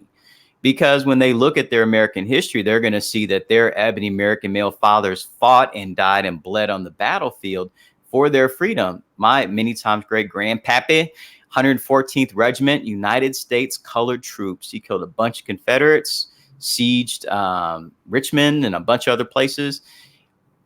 When you understand that information, no one can tell you anything. No one can blame you. No one can shame you. You can raise your passport high in the sky, because when you embrace your natural rights that so many of the ebony male fathers have fought and died for, when you truly embrace that, the community is done. You're free to build your own, camp, land, whatever you want to do. You're free. And that scares a lot of people. And I'm done. Boom. You got the mic, Ezra. Thanks for coming on, man. What's happening, everybody? We all good, bro. All good. I'm gonna try to be very brief as I can. Because I'm trying to enjoy this nice weather while we got out here. I sat back and listened to a lot of that perfunctory, and it's pretty evident that the man is just repeating stuff that he's already heard, and it just speaks to a larger point where everybody wants a specific set of brothers to do all the work and all the heavy lifting. It kind of falls back to the story of the ant and the grasshopper, except for the ants don't play nicely at the end. But with specificity to this morning's events, the moment I asked this man, have you watched Al Grease's documentary? And he said no, right then the conversation should have stopped. Because everything that he raised as a contention was addressed in that movie. And it's not like you can't go on YouTube and watch it, because there's somebody on YouTube who's posted up there in its entirety, available for him to see it. So what I take from that conversation, or from his talking points, is that mainly the divide amongst the Black community is always and always will ever be the men who are the ants, who have common sense to prepare themselves for the future and to make something of themselves, versus those who are the grasshoppers, who see fit to leisure around and then want someone else to do the work for them. With respect to the conversation, it was just laughable, because with everything that has taken place, I've come to see it as, you have to bear with me because I got like 15 million thoughts going across my head. There, it's laughable because with this ants and grasshopper analogy, he's trying to put the Black men who don't want any parts to do with this as being responsible for the whole of the community, and to such a point that he puts the responsibility on them, but neglects to give the women any responsibility. So in two parts, what he's saying is actually insulting, because one, it infantilizes the women, and two, it robs both of them, I should say, both man and woman, of the freedom to determine their own destiny, that they are bound by some inexplicable force to remain in such a struggle. And notice, gentlemen, when I asked him, so when the brothers who are going across international boundaries are taking Black women for wives, what's the problem? You will notice you heard crickets. If there's anyone who was listening to this broadcast this morning that said I'm lying, please say so now.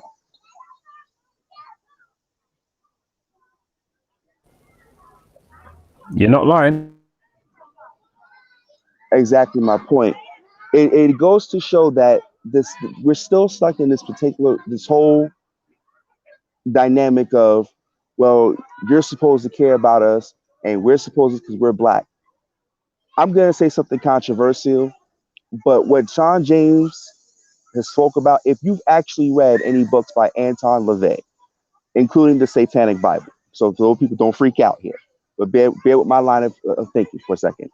In his own book, The Satanic Bible, LaVey actually talks about this concept of herd conformity. And Negroes such as Sean James and those of his ilk have it in spades. What you're supposed to do as the educated man or the thinking, logical individual is that because of some shared common racial dynamic, you're supposed to nod your head in bovine agreement. Yes, sir. No, sir. Yet we black. We got to do this together. Fuck that. We are individuals first, before any ethnic identity, before any concept of race or group inclusion. The first thing you come to understand when you come to existence is that you exist. Before you understand the concepts of race, culture, and creed, you extend the point of I. I exist. I think. Therefore, I am. And what these kinds of people like Sean James, who I understand he's trying to construct something, but he's trying to do it under the force of societal and, if necessary, governmental gun. But what these kinds of people do is that they want to remove the agency and the right of black men to determine their own destiny because I want to relive the civil rights days. Make sense?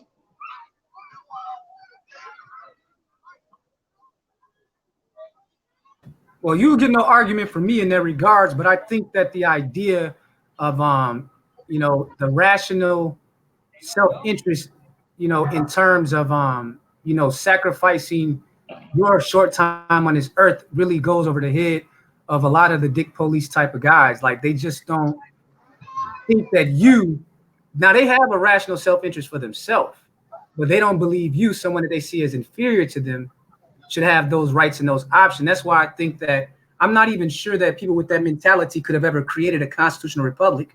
And as far as I've seen in history, people with that kind of mentality could never create any kind of republic or a democracy. They could only create like theocracies, monarchies, and different kind of police states, because that's the kind of soul that they have. A society tends to become a society becomes the soul of the people, a representation of the people and what they're willing to accept and not accept. That's a society always is a reflection of individuals, communities, and their governors. So it's the governors and the governed, and the kind of social ordering that they have through their kind of political ordering. So I don't even think these kind of guys could create a constitutional republic because it's not in their soul. They don't believe in rational self-interest for you, but in themselves. So that's really But what's going on here. I'll take it one step further. We can, even if we step down to just the day-to-day business, the men who talk about building, and I'm sure it's just touched on earlier, if you look at the ones who pronounce building, they don't even have blueprints to build something in the first place. That's not even talking about actually having create something. They have no plans, period. I mean, again, I know he's the whipping boy for today, but let's be realistic. Sean James has not interacted with the woman for 20 years. If you're going to sit there, now, I found it laughable, even though I'm divorced. I've been to the dance already. I got married when I was 22 years old. So in the time it took me to get to being 22, did 10 years of marriage to a person I was already with for 5 years. So in the 15 years I've been involved with one person, you mean to tell me after 15 years and 2 kids, you haven't been on one date, and you're telling me, a man who's been to the dance for a long time, I am obligated to do what now? This is where instead of I understand for the sake of the conversation, it was to be treated with a serious tone, but I'm sure somebody somewhere should have cued the laugh track. You Because know it has. it's absolutely laughable. And the thing that bothers me with this dynamic of, well, you support, first and foremost, to the people who say that, I'm like, okay, fair enough. I'm willing to even grant you that. Be with black people. Okay, I'll grant you that. So by your understanding, the moment I choose a Dominican, a Cuban, a Panamanian, who I technically was married to, a Costa Rican, someone from a Belizean, Nicaraguan, and the cream, of course, this is the one that definitely gets under the skin, a Brazilian woman or an African woman. If I pick any of those women from those countries who are black, and you have something to say, it is no longer about being with black people. It is about your right to refuse. So, in other words, in order for the black man to flourish the way you think he should, he must be under your subjugation. Well, fact of the matter is, if we look at the community for the last 30 years, we see the results of you subjugating the community and leading it. The trends are going down. So it's probably for the best point that you should sit down quietly in the corner, whip out your pen and paper, and take notes. Take dictation. No, not that dictation. See what I did there? And learn. It's time for the brothers. If you don't want to listen to us, that's fine. Respectfully, we'll just move to this corner and we'll watch. I'm sure Baba Tunde Omana will bring the beers, I'll bring the popcorn, the fish and chips, and we'll sit down and watch the shit show.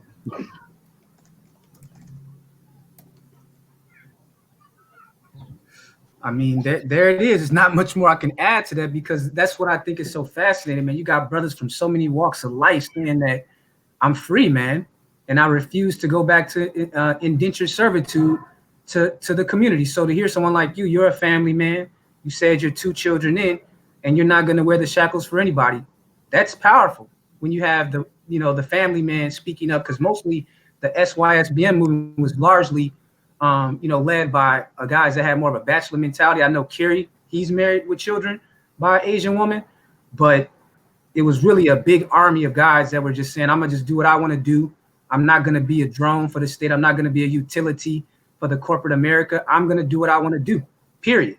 And I don't care what anyone thinks. And I think this whole generation that's coming up with the millennials and the zennials, I think they're a very rebellious generation.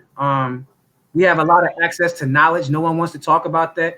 And I think that's why, especially with the older Gen Xers and the boomers, you see a lot of conflict that has been in the past. It hasn't really exploded with the generational thing, but I have a feeling that that's probably going to be a future explosion and conflict for black men in this space. Is going to be a general. We avoided it in 2018, and we've avoided it so far in 2019, but you can kind of see the bubbling up of a generational conflict coming as well, because a lot of men like myself who grew up in situations where I was always taught to respect those that respect me, I've always had a problem with anyone talking down to me or trying to give me directions that I don't know and respect. And I think that moment's going to come as more and more older guys seem to be getting offended, because younger black men, especially under 40, are saying, this is what I'm doing. This is why I'm doing it. And they can actually back up everything they're saying with facts. See, because we all have information in our hand. I'll give the older generation the fact they have years on us, but we have a lot of information at our fingertips, and we're using the time wisely and constructively to create a new standard that works for us. And it seems like a lot of guys have a problem with that new standard being created. But with that, I'll open up. Do you have a response to that, Ezra? Because I don't want to go up to Obsidian before you can share. We do. So yeah, I'm gonna make my last response, and then I'll yield back the time at my spot so other people can join the panel. Gotcha. My father is a baby boomer, and my mother is a Gen Xer, so I kind of understand from growing up a certain way we did things, and so there was always a bit of rebelliousness and questioning of authority, but there was a certain line that you still told. And what's happening in the dynamic, as I'm seeing in the last couple of years, is that as the men begin to think for themselves, they're not questioning so much the older dudes, because a lot of the older dudes who are baby boomers have paid attention over to the years and have seen these things coming. And some of them were wise enough to warn their sons what was coming down the pipe. So a lot of the brothers who are having these issues where there's 2 different dynamics between the younger generation and the old guard are usually brothers who came from homes where they was led by a woman. This is something I've noticed, because there were guys in my father's generation who thought completely differently and completely asinine, if you ask me, compared to the guys who were like my parents, who their parents were married, and they were married till a spouse died. And you can see that dynamic passed down to those men whose families believed in marriage, even if you yourself didn't want to get married. That lineage of information passed down in a way in which you examine things. And I think what's going to happen in the future is that a lot of the guards from the old guard whose logic appears to be sound is going to be the ones that first get tested, and we're going to see how it holds up in application in the field. And what will happen is brothers like Sean James are going to get tried and found wanting on the spot and probably ridiculed. And then those brothers who are tried and found to be true, those are going to become part of the pillars of the movement as it takes its steps into 2.0 and beyond. And with that, I yield the balance of my time and my spot. I'll see you guys on the YouTube channel while I continue watching. Hey, Ezra, man, you have a good time with your family. Enjoy the weather. And thanks for coming on, bro. No problem, man. Appreciate it. Let me bring Obsidian on because he was the one that created this whole discussion with his panel. Yeah, okay, so I think I got Obsidian on. So Obsidian Radio, are you there? Can you hear me? Hey, man, thanks for having me on earlier. I enjoyed the panel with Babatunde and Sean James. You were the moderator. You saw all sides of the argument. You mentioned that you've also did some prior research listening to different content creators take on the topic. Yeah. So you got the mic, bro. Go ahead. Oh, man. What can I say? I mean, wow. I mean, you know, I got wind of this a couple weeks ago. You know, like I said on the air earlier today, I got deluged with emails from listeners and whatnot, you know, essentially demanding that I make a statement about all this. And I felt the best way to go forward is to give Sean a fair shot at laying out his position, because I was holding out hope that it was all just one big misunderstanding. Tell you the truth, I'm holding out hope that you know, maybe you know, like the old game of telephone. You know, by the time you get 10, 15 people down the line, the story done changed up and it's a completely different story. So that's okay. Give him a chance to come on and lay out his position. It might be more nuanced. It might be more to it. So that's what I wanted to do. And Babatunde had a very pointed response. So I figured the best way to do it is to let them go mano a mano. And that would be a showcase for Sean James in particular to, you know, make his case. And we did that for 4 hours. So the whole point wasn't to jump and beat up on Sean or whatever, or just have, you know, one of these kind of battle royal type of things that's par for the course in Negro YouTube, but rather try to have a calm, dispassionate, spirited, but calm and dispassionate, fact-based debate and discussion.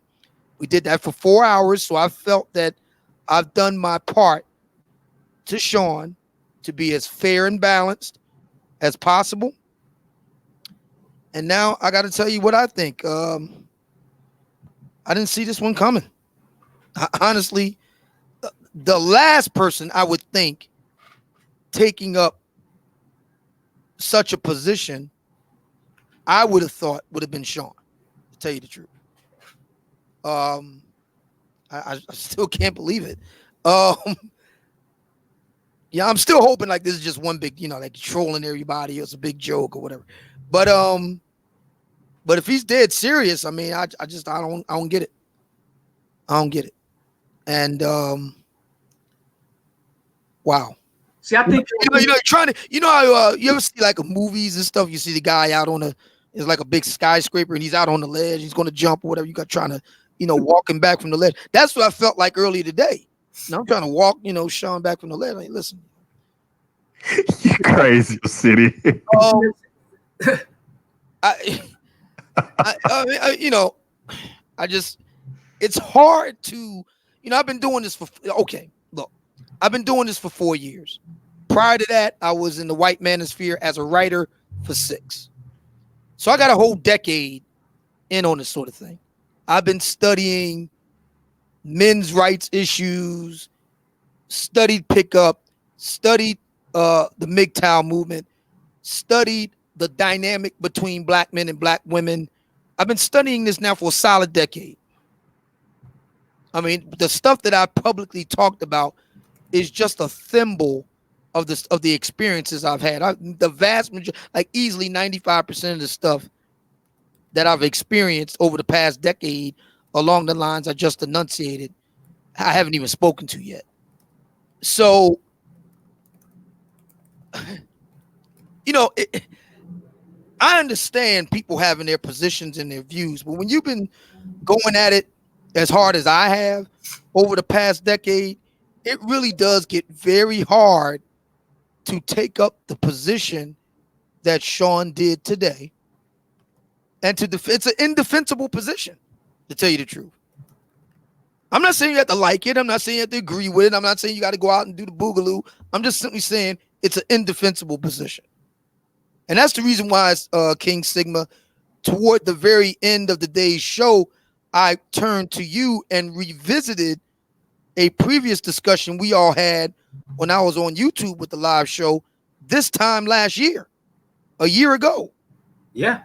And we was like, and you had did, some quick math on the back of an envelope type of deal. And your assessment was, okay, for those who may be interested in this, my estimate of your chances of finding a black woman 18 through 50, let's say, that you can build with, that's the current popular phrase today, that you can build with about 20%, maybe.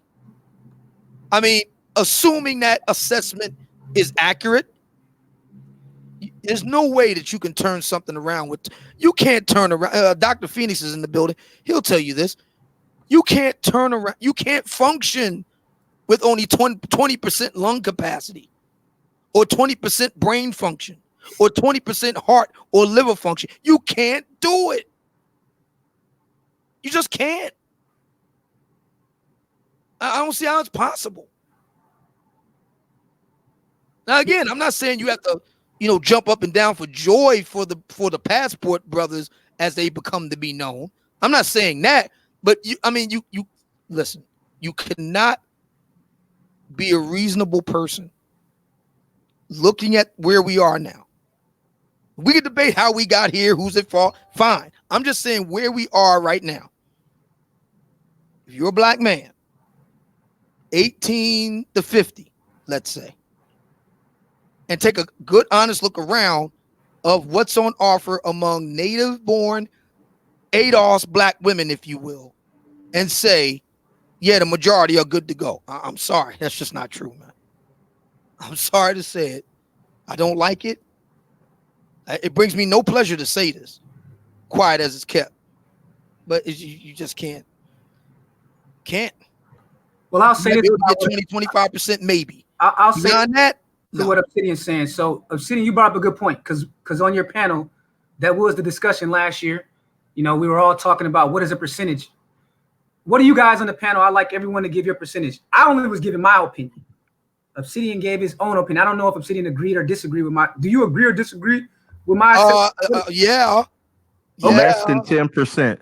So yeah. Supreme King As a matter of fact, I'm glad that Supreme King Kun jumped in, because many brothers at the time, a year ago, many brothers were saying, nah, man, that number is closer to 10%. So Sigma is actually being generous here. And I'm hoping against hope that he's right.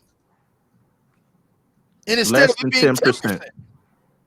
What does the rest of the panel? So Supreme Kun, you say less than 10%. What does the rest of the panel say? What do people in the chat believe?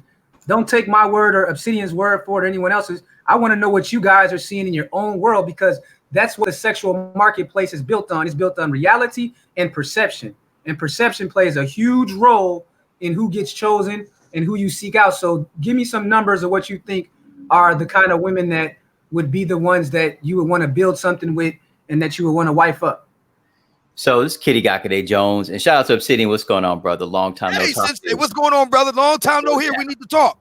I know we do. I'll holler at you. But anyway, let me answer the question. Around my area, I'm gonna say 7%. I'm feeling good today, so we'll say 7%. Yep. Wow. Well, me, I live and work in the Queen City, and I travel all around this city. I'm in Virginia. I'm also in South Carolina a lot because I have a mobile service. So I do a lot of traveling, between 3 states throughout the week: Virginia, North Carolina, South Carolina. And I see what's out there, man. And I say this a lot to brothers. I say it all the time. I feel sorry for you young brothers because I see what you're up against. And I would have to agree somewhere maybe 5, 6, 7%, somewhere in there, just based on what I see. Based on what I see. And I'm out and about, and I'm amongst all kinds of people. I'm amongst white folks, I'm amongst Latino folks, I'm amongst black folks. And from what I see, the numbers don't look good for you brothers who out there trying to build. I mean, if I was a brother in my 20s, 30s, maybe, I would probably, and I've said this a lot, I've even said this to my wife that I've been married to for 18 years. I said, if I was in my 20s, I probably wouldn't have one of these black bitches either. I probably wouldn't. Based on what I see now in 2019, I probably wouldn't have one either, because something worth having, something worth building with, something that don't weigh 350 pounds, something that don't got 5 kids already, something with their own hair, something with, a look that I could stand to look at when she don't have clothes on. I mean, I'd be looking somewhere else too, man, if I was a younger brother. So I would have to say, man, like 5, 6%, man. That's what I see. Wow. See, and that's important, because if you got all these different men in different parts of the country, and a lot of you guys know, I was actually under the impression that Obsidian was an anti-dating coach, but he did correct me, and he said that he's actually a non-select dating guy coach. And so based on the argument that I heard, I read his article, and he said that, that the non-select man needs to exercise veto power, to distress himself, and to not feel forced to become a black redneck. I'm just summarizing what he said, but those are basically the 3 points that I got from his article. And so the non-select, we know, are probably about 60 to 65% of the population. More like 80%. Matter of fact, I'm going to be doing a podcast. I might do it today. Definitely will do it tomorrow. You might be familiar with the name Evan Mark Katz. No, I don't know that name. Evan Mark Katz is as his name infers, a white Jewish guy who is a very famous dating coach for, and I quote him directly, strong, smart, successful women, basically of a certain age. And we're talking about 35 through 60 and beyond. And he has admitted, and I have it in writing by his own hand from his website, he has admitted that the 80-20 rule is real. And he's talking about white women. Okay? He's admitted it. It's real. So we could put to bed the speculation now. In a free society, women will naturally gravitate toward the 20% of what they deem as select men. But I'm saying the story don't end there. That's where the story begins.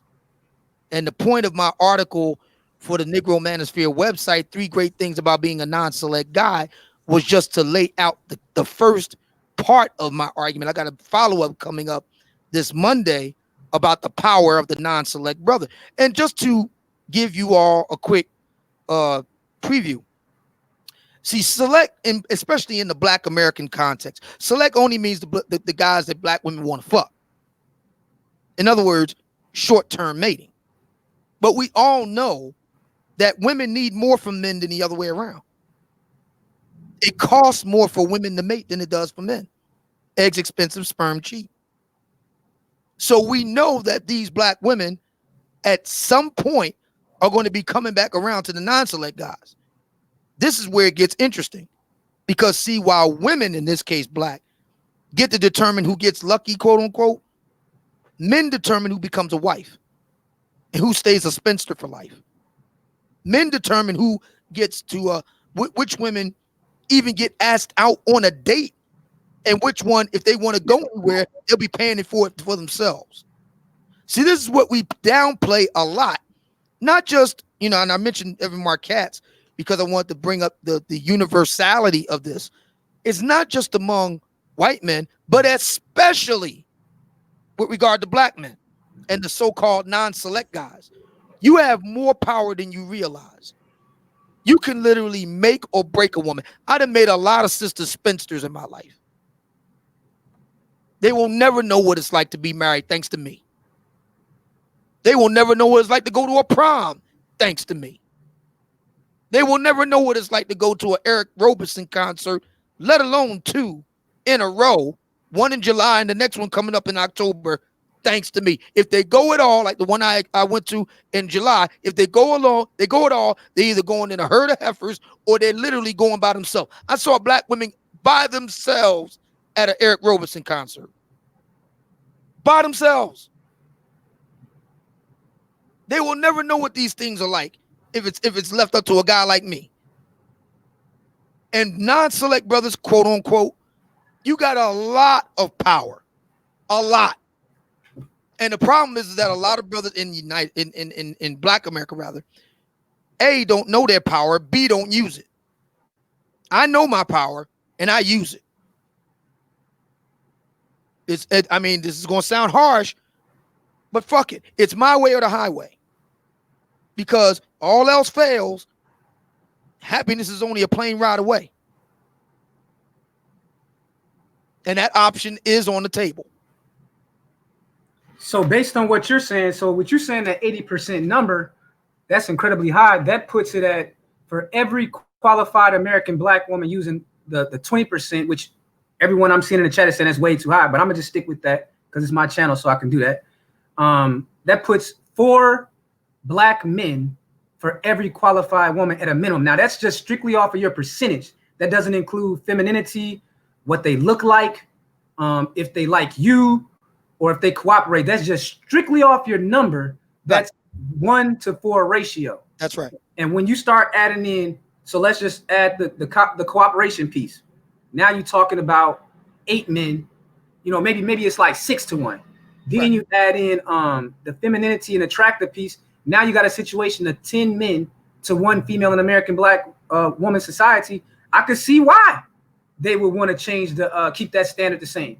That's a great deal. If you can keep what you call the non-select men in the 80% chasing after this small percentage of women with so many options. Now that was just strictly in Black America. Let's remember, if that woman is that appealing with this whole white male worship culture going on, that let's add that into there. So we already got 10 to 1 with the black men.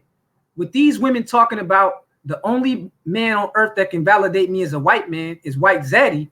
Now you got to add that to it. Now we know that they're only choosing from the bottom quarter for the most part of the white males dating pool.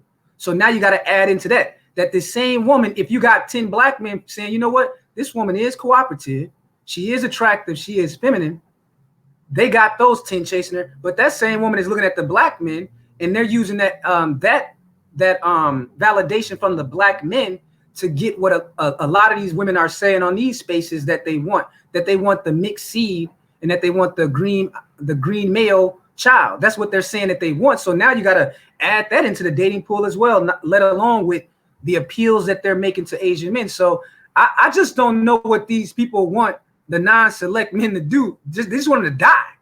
And that's why they have this whole Eunuch Initiative that they've put into action in August 2019. And I think the issue that they have is that for a long time, someone like an Obsidian was like on his own. He was just one man speaking out with no other groups that was taking the kind of arguments that he made. He was on his own. And I know that for a fact, because when I came into this space, I came in when he had a lot of beef with a lot of people at that time. And he didn't have very many friends at that time.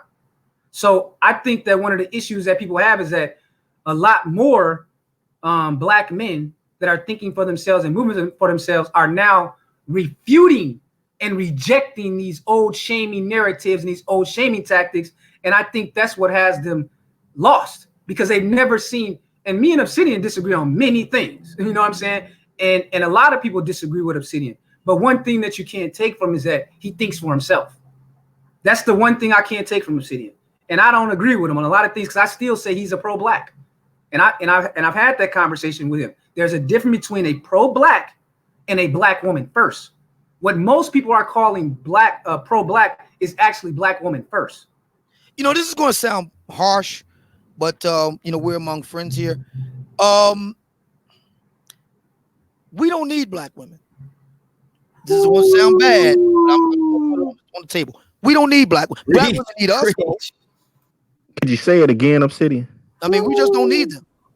Now, that doesn't mean that we may not desire them or we may not want them. But in terms of needing them, I mean, as in needing them to survive, needing them to eat, needing them for protection. You get the idea. We don't need them. You know, for a long time, everybody knows about this. For a long time, black women, not all, but black women as a group made a lot of hay over the idea of not needing no man. And we're seeing how that's working out for them. That proposition is being severely tested in recent years. And the simple truth is that, you know, I know personally in my own life, I only need a sexual and feminine companion. I don't need a mama for my kids because I ain't got none. I don't need her to clean for me. I can clean for myself, or worse come to worse, I can hire somebody to do that. I don't need her to cook for me. It's nice if she does it from time to time. I don't need it. All I need is a hot piece of ass that does what I tell her. That's pretty much it. What do you think about that, Supreme King Coon? I want to pass the mic. Thanks for giving us that snippet, Obsidian. I mean, wow, man, you already got like the whole world after you. After what you just said, I think you're about to get a lot of emails after this panel is over with. But so, what do you think about what he said, Supreme King Coon? I mean, I think that's just a given. I mean, I'll use MBD's words. It's like individuals have this mindset of serving at the pleasure of the daggle. And I really think that a lot of pro-blacks, black first, all that type of mentality, that race man type of thing, those individuals have their own agendas. And I think it actually needs to be said. And I don't know how Kiri feels about this, but I know there's some other married brothers out there that have their own families and children and so forth. But I really do think it needs to be said that the community's interests are actually against my family's interest. I want an intact family. And I have to kind of use my adaptation of an old Chinese general's words. Cao Cao said, I'd rather betray the community than have the community betray me. That's how I feel. And I'm not going to change about that. Because at the end of the day, I know that my children's future is in long-term play. And the community, if they would have it, they would destroy my children. Yeah, absolutely. Because all they're going to see them as is as a resource. Absolutely. That's it. Absolutely. So there's a long-term battle that's going to ensue ahead. And so, yeah, I'm going to say it. Yeah, I do want to see it burn down, because those individuals with that mindset are going to continue this cycle of dysfunction that's just going to pull other people that get involved in it down. Wow. What do you think, TPOT and then Kiri, and who else is still on it? Because I gotta get Dr. Phoenix on here as well, so I'm gonna have to put someone out temporarily. So yeah, well, I just want to say this, and I'll jump off because I know other brothers want to jump on. You know, I think we're missing something here, and Brother Sigma, you touched on it earlier. We have this thing where, you know, when you have a brother like Dr. Phoenix and you have a brother like Brother Supreme, you know, these are brothers with ambition. They're accomplished, they're successful, you know, they're doing the shit they need to do. And we don't celebrate these kind of brothers. We don't. Instead, we take the energy that we should be using to celebrate brothers like this and congratulate them and, you know, say, you know, good going, good job, attaboy. We don't do that, man. We do that shit to the motherfuckers in the hood robbing folks. We do that to the baby mamas. We do that to, you know, we do that to the part of Black society that most of us aren't even involved in. Because let us be clear, most Black people aren't poor. Most Black people don't live in the hood. Most Black people don't live in the damn ghetto. And, you know, you have people jump up on the damn YouTube and they will have you think that all of us are living in the ghetto. All of us are broke. All of us are poor. All of us live in the projects. It's BS. It's just not true. It's not. But they want to stand on Struggle Mountain and tell you how, you know, This is what we need to do to get Struggle Mountain moved. This is what we need to do to build houses on Struggle Mountain. This is what we need to do to grow food in Struggle Mountain. And we got this minority, because let me be clear, the poor folks in Black society, the ghetto folks in Black society, the hood people in Black society are the minority. All right? They are the minority. Most of us are not broke. Most of us are not baby daddies. Most of us don't have 5, 10 baby mamas. Most of us ain't living in the projects. All right? Most of us ain't on some crack corner in the hood. We're not. But they celebrate it so much, glamorize it so much, romanticize it so much that you would think that it's all of us. Every single one of us got a pocket full of crack and a 38. Every single one of us got a bunch of old baby mamas sitting around, laying around, waiting for us to come screw them. It's not true. It's not true. And this minority of Black folks, they have taken over the conversation. And they think that the rest of the people in Black society should have nothing to say. The rest of people in Black society, they don't have an interest to speak of. They are not part of the quote unquote Black community, like I said earlier. See, that majority, they are not part of it. It's only us, the people in the hood, the people in the projects, the people on dope, the people in jail, the baby mamas, the bastard kids. That's it. Okay, they are what's important, the minority. And I venture to say that they are wrong.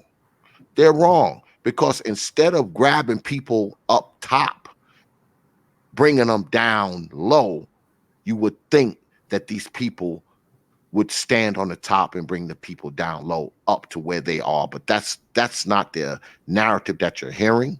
Those aren't the conversations that you're hearing.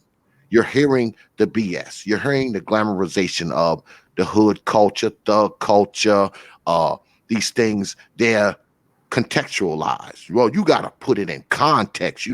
He's back and forth in jail because of, the white power structure and all this other kind of nonsense. But when it comes to brothers who are successful and who have done things in their life, you can't put them into context, right? They get to be categorized, not contextualized. And that's where the problem lies. We want to contextualize everything that's bad in Black society, and we want to categorize all the things that are good. So with that, I'm gonna say peace. Next week, brothers, I'm gonna try to get together with Dr. Phoenix, Brother Sigma. You got an open invitation.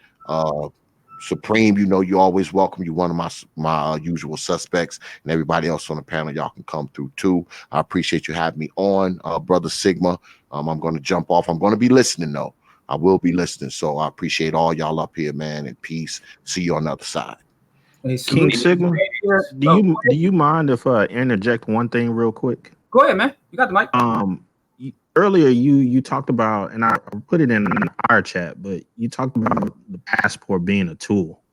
Mm-hmm. But just for the benefit of everybody listening in, I don't think it has. To us, it's a tool. We see it as such.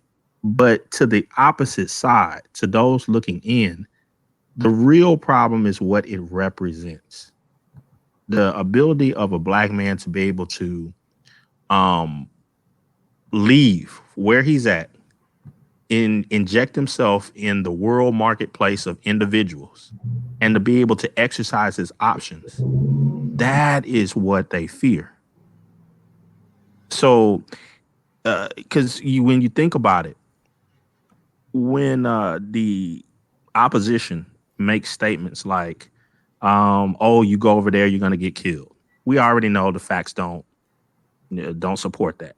Actually, you'll be worse off if you stay where you're at in many occasions. That fear mongering that has to take place in order to keep individuals locked into a certain mindset. That to me, it really shows that the community, or the communita, as they would say, is really not interested in any type of real education. Because in order for you to be truly educated in the in a world market, you need to have fresh ideas from all over the globe. That's the whole point of having things such as like the International Standards Organization, so that you can see different how different things work throughout the entire globe, and to be able to adapt those things to your own piece of the world. But this whole tribalistic thinking of, oh, we have to stay in our own place, only deal with our own people. And in many cases, you have people that have never left their city or their neighborhood in their entire life. You got generations of individuals that have done that. And it's like, when you think about that, and I want to ask Dr. Phoenix about that, but I really do think that a lot of the issues that take place within many enclaves of Black communities has a lot to do with incest. Wow. What do you think about that, Kiri or Baba? You guys have been waiting. Baba, if you have a response, or Kiri, one of you guys. Go ahead, Verbs. I'll wait for you to get done. Yeah. Can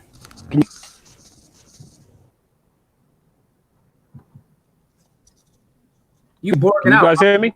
We can hear you now. Go ahead. Yeah. I mean, this is like a man. See, again, when it comes down to situations, it's like I said before, no contingency plan in place with these in case one goes wrong. There's no kind of plan in place. You can't that whole idealistic business of we've got to stick together and we just got to basically keep it black and so on and so forth. That's that pre-1990s stuff, man. I mean, it was at a time that comes time where like Black folks have a choice. I mean, where there may have been like interracial dating, but it was minuscule. I mean, so yeah, it's man. That's why I said to Sean earlier on, man. Look, this whole pro-Black thing is outdated, man. And like I said before, I wrote an article when I dealt with Polite, and he's basically American tour where he's basically hooking up with all these these non-Black women. So it's outdated, man. Because again, there's no contingency that's been put in place in case the Black female goes rogue, in case she goes defective beyond repair. And that's what we see now. This Black woman is beyond repair. Black women as a collective. I mean, but as far as they're concerned, nope. It's queen. She's Mother Earth. She's God. You still got to stick with this woman. Again. At what point do you start putting in logic and common sense and reason, man? That's the way you got logic, common sense, and reason. So at the end of the day, when you look at it logically, when you apply sense and reason, you have to say, you know what? This woman is damaged goods. She's damaged beyond repair. So I've got to look elsewhere. Simple. Forward. I mean, so, and yeah, at the end of the day, if you're still looking for melanin, like I like my Mrs. Melanin, I still like melanated women. There are plenty of other choices, man. But again, it's just this consistent narrative that these guys have, where any time interracial dating is mentioned, all of a sudden, you know what I mean, they think, oh, you going for a white woman, And again, we explained before that most Black men who basically they say, you know what, I've had enough of this Western Black woman. Again, those Black men who decide to get a foreign woman, they're predominantly looking for a Black woman or a melanated woman. So at the end of the day, it's like I said, where Obsidian's coming from. I didn't think this was going to come James at all. But again, he's in some idealistic fantasy world, man. You're not rebuilding the community. The reason why they're not in the community is because they don't want a witch, man. You ain't checking this Black witch. You're not rebuilding anything. You got to bring this Black freaking siren back into line. You know what I mean? And the first thing, like I said before, first area you got to bring her back in is in relation to abortion, because you don't like these Black children. She's aborting these Black children. So how are you going to start a family with a woman who doesn't like Black children? I mean, again, there's no contingencies put in place. I mean, they could see. Okay, right. Let's woman from the Horn of Africa, Ethiopia, Eritrea, Somalia. I mean, that's a solution. I mean, but they're like, no, got to keep it adults, But your adult women are messed up. Your adult women are jacked up, man. You know what I mean? So again, this is what I'm saying, man. You can't follow these guys. See, but this is again what Kevin Samuels talked about, and what a few others here talked about in relation to this business about these older black men. They're supposed to be imparting wisdom and knowledge and understanding down to the younger cats. And now what they're doing is they're deliberately feeding these younger cats disastrous information, knowing full well that it's going to end in some catastrophe. That's some spiteful, evil nonsense, man. You know what I mean? And it's the only one doing it. If there's quite a few older black men, you know what I mean? But he's just the latest. I mean, that's some evil nonsense, man, where you know basically, okay, well, you've got nothing going for your life. So what are you going to do? What are you going to do? You're going to basically you're going to give a youth whereby they're going to basically follow the same path you followed down the road of destruction. That's some evil nonsense, man. I'm the complete opposite. I mean, I basically got other writers. They basically freak site. I told them, you know what? Promote your material, man. Where are your links? Put your links up, man. Now I push forward the youth, man. I'm pushing forward the young in front of me, because they're the next generation, man. That's the way it should be, man. I mean, I didn't want the next generation to do better than you, but again, they don't want the next generation to do better than them, because at the end of the day, they don't outshone. That's the issue, and that's the issue. And thing with the black female, she doesn't want to be outshone. She do. She basically was like what we were talking about on X's show yesterday. How these women allow their children to be abused because they don't want that child to outshine them. Black women don't want to achieve better than them, and it's the same thing with these black men. They don't want these younger cats achieving them. They don't want cats doing. So what do? They give them foul advice, man. And as far as I'm concerned, that's some wicked, evil nonsense, man. That is some trash. But but I'm glad to see that the youth. I'm glad to see the youth. Basically, they're not falling for it at all, man. You know what I mean? It's like call it with the who's that guy? Was that Super Sly 75? He put out that video talking about how black men going overseas to sleep with underage children. I mean, and basically he was interviewed by Solo TV 84, and I was happy to see in the comments and in the chat, basically like the guys were just lighting him up. All these young cats just lighting him up because they saw through his crap, and I'm glad. You know what I mean? That's what it's, man. These young cats are not stupid, man.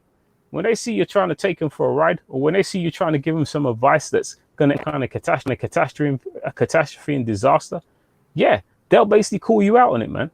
And I'm glad to see it, man. Glad to see that these younger cats are basically calling out these older cats, man. This idea that older people have, particularly men in black society, where they basically don't want the younger cats to achieve better than them. That's a serious issue, man. That's a serious issue. But yeah, as far as I'm concerned, these guys out when it. Baba, damn man, you dropping so many gems, man, and unfortunately, man, you got like a bad Borg and an echo going on. So people is really missing these gems, man. Do you have like a window that you can go by or something? Because it seems like there's some kind of interference on your end. Yeah. Let me just try and move about, man. Damn, we're getting some good game from him, and it's all being like taken out with the static. Yeah, he was echoing pretty bad. Hear me now? Am I clear now? You're clear. I can hear you now. Yeah. Oh, okay. Yeah. So what I was saying is that I don't know what parts you heard and what parts you didn't. But in terms of basically these just trying to give these younger cats bad advice. I'm glad to see that younger cats are basically seeing through it and they're not falling for the crap, man. You know what I mean? But what do you call it? When it comes to younger people, we're supposed to push them forward because they're the future. I mean, we're not supposed to basically like black women do. They want to hold back their children because they don't want their children achieving better than them. I mean, so it's a shame, really. But again, these got to be called out. You guys have got to be called out, man. When they're sitting up there telling you, now you got to basically take this woman, right? You got to take no matter what. They see that this woman's in bad shape. but they're still telling you to take this woman. Come on, man. Let's not applying logic and common sense. If you see this woman is defective beyond repair, then she's defective beyond repair. I mean, at the end of the day, you have to put this woman down. You have to seek out other options. That's logic and common sense. Logic, common sense, and reasoning you're using. So, yeah, I mean, I'm just disappointed with Sean James, man. Very disappointed, man. Again, like Obsidian said, he's the last person I thought would ever basically take this kind of route. But again, he's living in an idealistic world, and he's living in this pre-1960s, you know what I mean? Even though pre-1960s was a tough time for basically black folks, but it was a time where black folks stuck together because they had no choice. But yeah, man, it's like yeah, we got to basically keep calling out these dudes, man. And yeah, I think that I'm just waiting again, like I said, waiting to see who's next. Who's gonna come out the woodwork next, man? Because they're coming out thick and fast. These simps, again, as you guys said, it's all about resources. They want to lock down the resources. They want to basically keep us back on. They want to get us back on the plantation. I mean, and those men who are thinking of leaving the plantation, they want to keep them on there. You know what I mean? So, yeah, we just got to keep it, man. Which is why I take offense to when I hear certain black men talking about, well, we should stop talking about black women. And that's what Sean James tried to say. We should stop talking about black women, even though black women are still openly engaging in warfare against black men. They're still openly engaging in warfare against black children. How are you going to stop talking about someone who's still engaging in open warfare against you? I mean, that's nuts. No, we got to still keep talking about black women. When black women change, which I don't, like I said, as far as I'm concerned, they're a basket case heading straight down to hell. I mean, when black women change, but they won't. I mean, if they change, then basically we can stop talking about them. If they change for the better, we can stop talking about them. But until then, no, we got to continue talking about them. We've got to continue lighting up. We've got to continue basically telling the youth, you know what, no, you know what, seek other options, man. At the end of the day, and I'm not ashamed to say it. I'm SYSBM. I'll tell black men all day, you know what, seek love and companionship elsewhere. Not afraid to say it at all, mate. And with that, I'll yield. Appreciate that, Baba. Do you got something to say to that, Kiri and Dr. Phoenix? Because in the last segment, I got perfectability, so I want to give him a chance to come on as well. So, Kiri or Dr. Phoenix, you guys could take the mic, and then the other one following. Go ahead, Dr. Phoenix, and then I'll just follow you. Then I'm gonna drop off after that. All right. There was one thing when I came in on Obsidian's broadcast earlier, you at least the part I've heard what you were saying, King Sigma, you were talking about how you struggled when you went through grad school, how you made all these sacrifices to get to that point and to get to grad school. I mean, I don't want my story to be celebrated, because I don't think my story is unique. I think if you walk on any college campus today, you're going to see a lot of brothers who made it through those 4 years of college or grad school or whatever, and they might have been homeless. They certainly didn't have no damn support from their family or their community. I see this because I'm in academia on damn near daily basis. They didn't have the resources. So basically, many of these dudes, most of them, kind of went through those formative college years on their own grit and determination.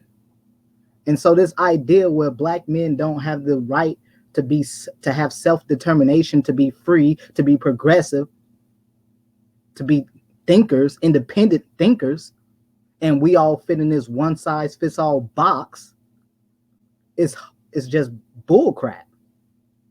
I have nothing, and brothers like myself and like you all have nothing in common with, as the brother MOT calls them, reptiles. You have nothing in common with these dudes. They deserve to die.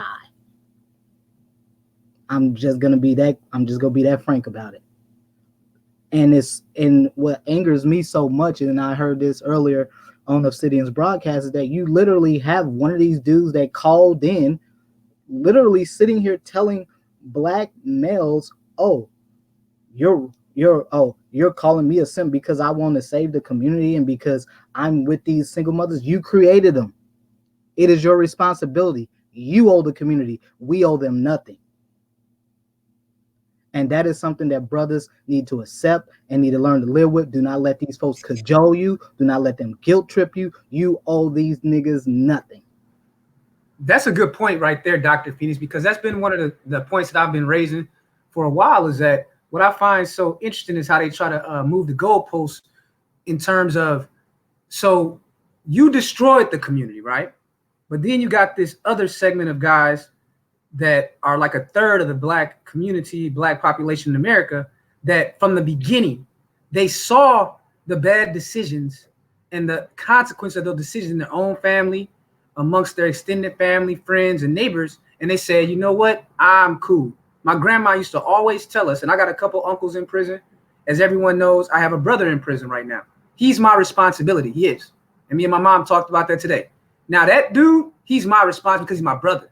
I have to deal with him. But he saw what my uncles were doing, and he still wanted to do what they did, and he had to pay the cost for it, right? But what these guys will do with a certain kind of mentality, they will say, yeah, we messed up the community, but we need you to come back. So what that you did the right thing? So what you made the right decision? We need you guys to come back and be stepdads and all this shit. That's the argument that I have a big problem with. Because like I said, it's about obligations and duties. You can't tell me I have a duty without giving me a benefit or a right attached to it. So my benefit has to at least somewhat match whatever the responsibility you're putting on my shoulders. So these guys will say that, no, it don't matter if you get a benefit out of it. You still got to put in the work. Don't worry about the output at all. So if you put in 100,000 hours, right, and the only benefit you get is to end up being like a MGTOW black woman first monk, well, celebrate it. And that's why I had to push back on that narrative, because they were already packaging that idea for a long time. Yes, they rewrapped the cleanup man argument into this Eunuch Initiative, but I have a big problem with the eunuch celebrating it and then telling us, now, if you want to go celebrate it, fine, go be the pawn. But don't tell the rest of the men that are saying, I'm cool, I'm doing me, I wish you no problems, I'm leaving without prejudice. Don't go back and say that they should join you as it's almost like you're glamorizing being a black woman first eunuch. I swear to God, I have never heard of anything like that. It never even occurred to me that someone that was in the non-select category would celebrate being non-select and even be on the front lines of it. It's insanity that we've gotten to this point. But as I said before, with the 7 stages of grief, this should be expected. You guys have to think about it. Go study the 7 stages of grief and apply it to the kind of conversations that we're having here. And you will agree as well that stage 5 and 6 is where we're at. Because you're just seeing, that's what you get. You get depression, you get testing out different scapegoating and things like that. So it's just all this reaching. So you guys got to stand strong on the front lines, because you're about to win the war. Because for the first time in the history of black men in this country, black men have the resources, the information, and the networks because of this medium, that we can be free finally and do what we want to do. Our grandparents never had this kind of options that we have today. They just didn't. No matter how much racism we're dealing with or whatever, you can't sit here and tell me that you have less freedoms than your grandfather and your great grandfather did, because you don't. You have more options now. But I'll hand the mic over to you, Kerry. All right, right on. Powerful words. So, I want to again address the High Council here, brothers listening, brothers on the panel. I personally am at the point where I'm super hyper individualistic. I'm more interested in conquering worlds and expanding my power base. And I'm doing that utilizing the teachings of SYSBM through my Quality Stargate, who has resources of her own, who has connections, who's brought real and substantial resources to the table, who is actually involved with a joint venture with yours truly right now. I'm interested in seeing my children grow and learn and expand so they can be educated and also have multiple income streams. We've acquired land. We've acquired income producing assets. I feel like that the opposition, and that's really what they are in my mind, the opposition, they're stuck in last century's war. I mean, they haven't even left the starting block yet. And speaking of the civil rights movement and everything else, there was a great book Eugene Robinson wrote. Obsidian references it all the time. disintegration. Like Prophet of Thought said, the vast majority of ebony folks in this country are not in the hood. You had a lot of folks that basically took advantage of the opportunities given to them after the civil rights laws and whatnot were passed, and they bounced, they jetted, right? So I'm more interested in conquering the world. And this is what men should be doing. We as a group, in our own individual way, should be out there. If it's starting an online hustle, if it is writing books, if it's traveling to distant lands. You know, there are people in governments called diplomats. You need people that can go out and talk to other people from different cultures. One of my best friends is a Japanese guy. We went to college together. He's introduced me to a lot of stuff about Japan and given me a lot of great connections. To this day, a lot of my guys I went to college with, we still communicate over Facebook. You know, we've helped people get jobs. We help people get green cards. I mean, we are a network and we do stuff to help each other out. And I would really love to see that the thinking brothers really think about how are they going to expand? How are they going to conquer territory? Is it running for office? Is it acquiring a quality Stargate who maybe has access to corporations and academia and things like that? I think really that's what's going to be the next hustle for the 21st century. So the opposition really doesn't have anything to offer. They can't offer you peace. They can't offer you prosperity. They can't offer you beauty. They can't offer you hot relations on demand. What do they have to offer? Fear and shame and guilt and yo mama black. And that's all they have to offer. So what I'm saying is do something different. You know, men have always went out and explored and conquered and navigated and fought wars. Be a man. Don't listen to the other side. Do what you do. That's all I got to say. Kitty Gakade Jones, SYSBM. I'm out. Man, really appreciate you coming on, Kiri. You guys can find Kiri Gakari Jones. I put his channel in the chat. His whole thing is just strictly SYSBM topics and passport bros. He spent a lot of time in Japan. He speaks Japanese. He has a Japanese family as well. So, you know, if you guys are interested in like that whole conversation, he works on Wall Street. Go check out his channel. He's like me. You know, we have like a very, very small subscriber base right now. So he can really pretty much talk about anything he wants and answer your questions. So go check out Kiri Gakari Jones. I'm going to bring on Perfectabilis. He has some things that he wanted to say because he was actually over there watching the panel. So you guys say goodbye to Kiri.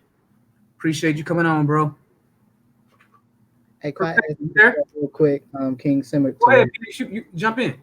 Yeah, you know, I can't stress how many brothers I know that are engineers, that are physicians, that are nurse practitioners, brothers who are solid six-figure earners, and they're making all kinds of moves. Even when I'm over, you know, contributing over at the Black Brain Trust, all those brothers over there, well-to-do brothers, very smart brothers, you know, have wonderful conversations.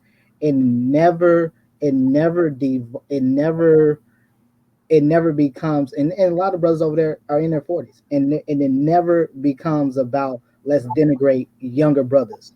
No, it becomes about let's help younger brothers get IT certifications, get how do you move through these various fields that are going to be important in the fourth industrial complex. And if you listen to the arguments of these guys, it all inevitably comes back to resources. And how do you spell resources? Money.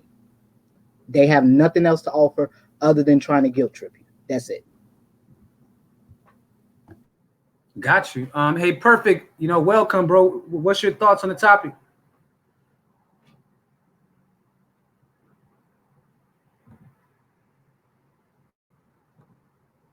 Unmute your mic, Perfect. All right, can you hear me now? Got you, Perfect. Hey, welcome. Thanks for coming on, bro. Appreciate it.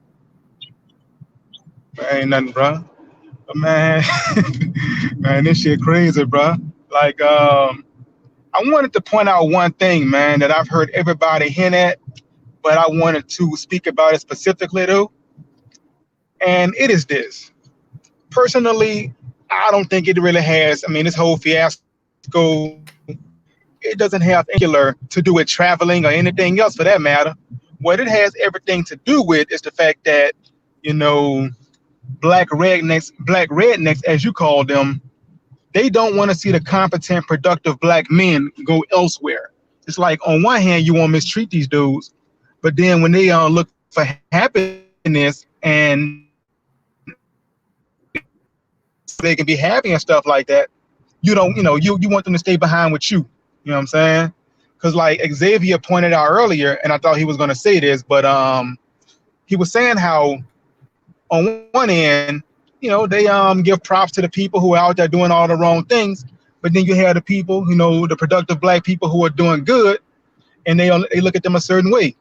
Now, what I thought he was going to say, what I thought he was going to say was this: they look at those particular black people who are doing, you know, who are doing good and stuff like that, only as resources, you know, because typically when they bring such black people up, cause like we see this with the celebrities all the time, right? Like when they talk about them, all they talk about is, oh, you know, what are you doing for the community? What are you doing for such and such? You know what I'm saying? So it's like guys like us who are having these conversations about what can we do to be happy, you know, it always comes back to the same fucking thing, whether we're talking about traveling, interracial dating, or just anything, anything to make our lives better. It always come back to the same shit. Like, you know, you're taking resources with you. What about this and that? You know, all that bullshit. So my main point is that it's not about traveling. It's not about any of that other stuff. It's about the fact that they feel like you should stay behind to save their ass because they've been fucking up their whole lives.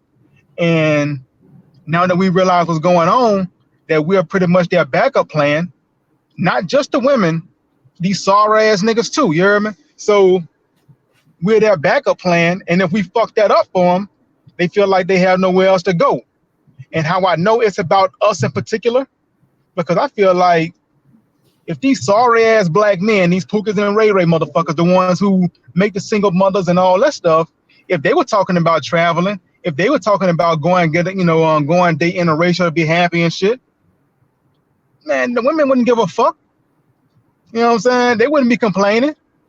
But it's the productive black men who are having these conversations, and it's a problem. Because see, again, I guess they see resources walking away. So my whole thing is, I wouldn't get caught up in when we start having these conversations in different categories. In this category, it's traveling. Like I said, on some panels, it's interracial dating or whatever guys are talking about doing to be happy, because it all comes back to the same. They're gonna tell you the same shit. Don't do it because your resources are gonna go to other places, and you know, that kind of shit. That's all it is. I mean, it's gonna always be the same shit. But yeah, just wanted to say that a little bit for the time being.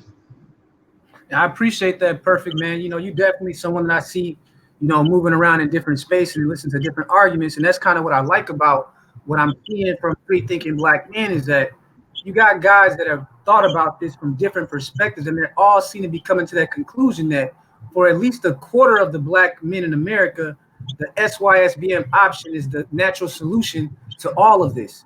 And so I appreciate, you know, giving your perspective. Let me see who was up next. Hey, Obsidian, what do you think about what has been said since the last time you were on the mic? What do you think about the brothers' arguments and the statements they're making? Oh, by the way, Perfect. Before you got on, we were wondering, for the percentage of ADOS women that you consider white and material from your perspective, where do you put that percentage at? You know what, man? I'm actually in agreement with the people who put it below 10%. But there's a caveat. There's a caveat, though. You know, let's say, for instance, if you said, let's just say 8%, right? Which means that 92% are with the bullshit. So what that means, see, the problem is you have 8% who might not be involved themselves. They might not be actively doing it themselves. But for someone like me, the problem is that 8% is sympathizing with and making excuses and defending the 92%. You know what I'm saying?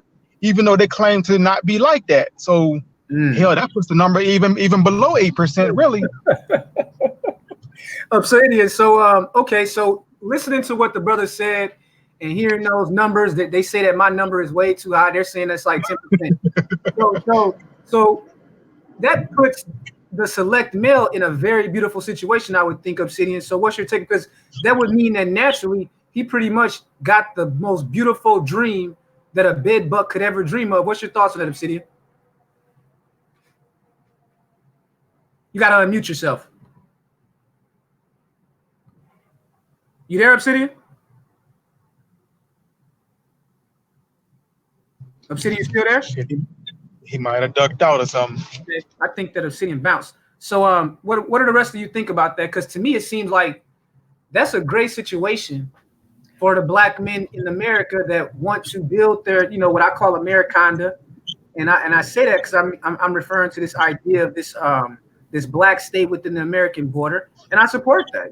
If that's something that you can do and you can get the reparations check to do it, you can get the land to do it, and you have the people that you want to do it with, why not? Your forefathers shed blood for this country. They fought for so long for you to have it. You should have that option, but I should also have the options to opt out as well. So when you hear that this response coming from guys that you would think that should be happy, like for example, in the case of the Eunuch Initiative, you would think a guy like that that's sitting out here pandering so hard that he's in the best position to benefit from the fact that all of you men are leaving. Because even a guy like him, so think about that. If you got 25% of black men said, I'm out, I'm going to go explore my options or whatever, that leaves 75% of men. And the ADOS woman already outnumbers the black man by like 2.5 million. So now you got a great ratio where the man is outnumbered like, 3-1, even without putting on any other filter, just 3-1, something like that for these dudes that are remaining. I would think that would be the most beautiful, situation for these men that say that they have the black love, that they want to build this Americana and all that. So why are they focused on the small minority of men that are going elsewhere, wherever it may be, versus actually just focusing strictly, razor focused on the rebuild part? Why are they getting distracted by all these other things that have no meaning, while they could just be like, you know what? It's August 2019. Forget about those dudes that have opted out. We got to focus on this rebuild. We got to focus on going and be stepfathers. We got to focus on the Eunuch Initiative. Why is the focus not on that, but it's focused on the one that have opted out? Because it's about resources and happiness. A lot of those individuals, at the end of the day, they do not want to see other black men happy. And that cannot be, emphasized enough, because if, like you stated, if a dude is on this whole I'm select and everything, he would have no issue with some dudes just checking out of the equation whatsoever. He'll be like, hey, there's more for me. Okay.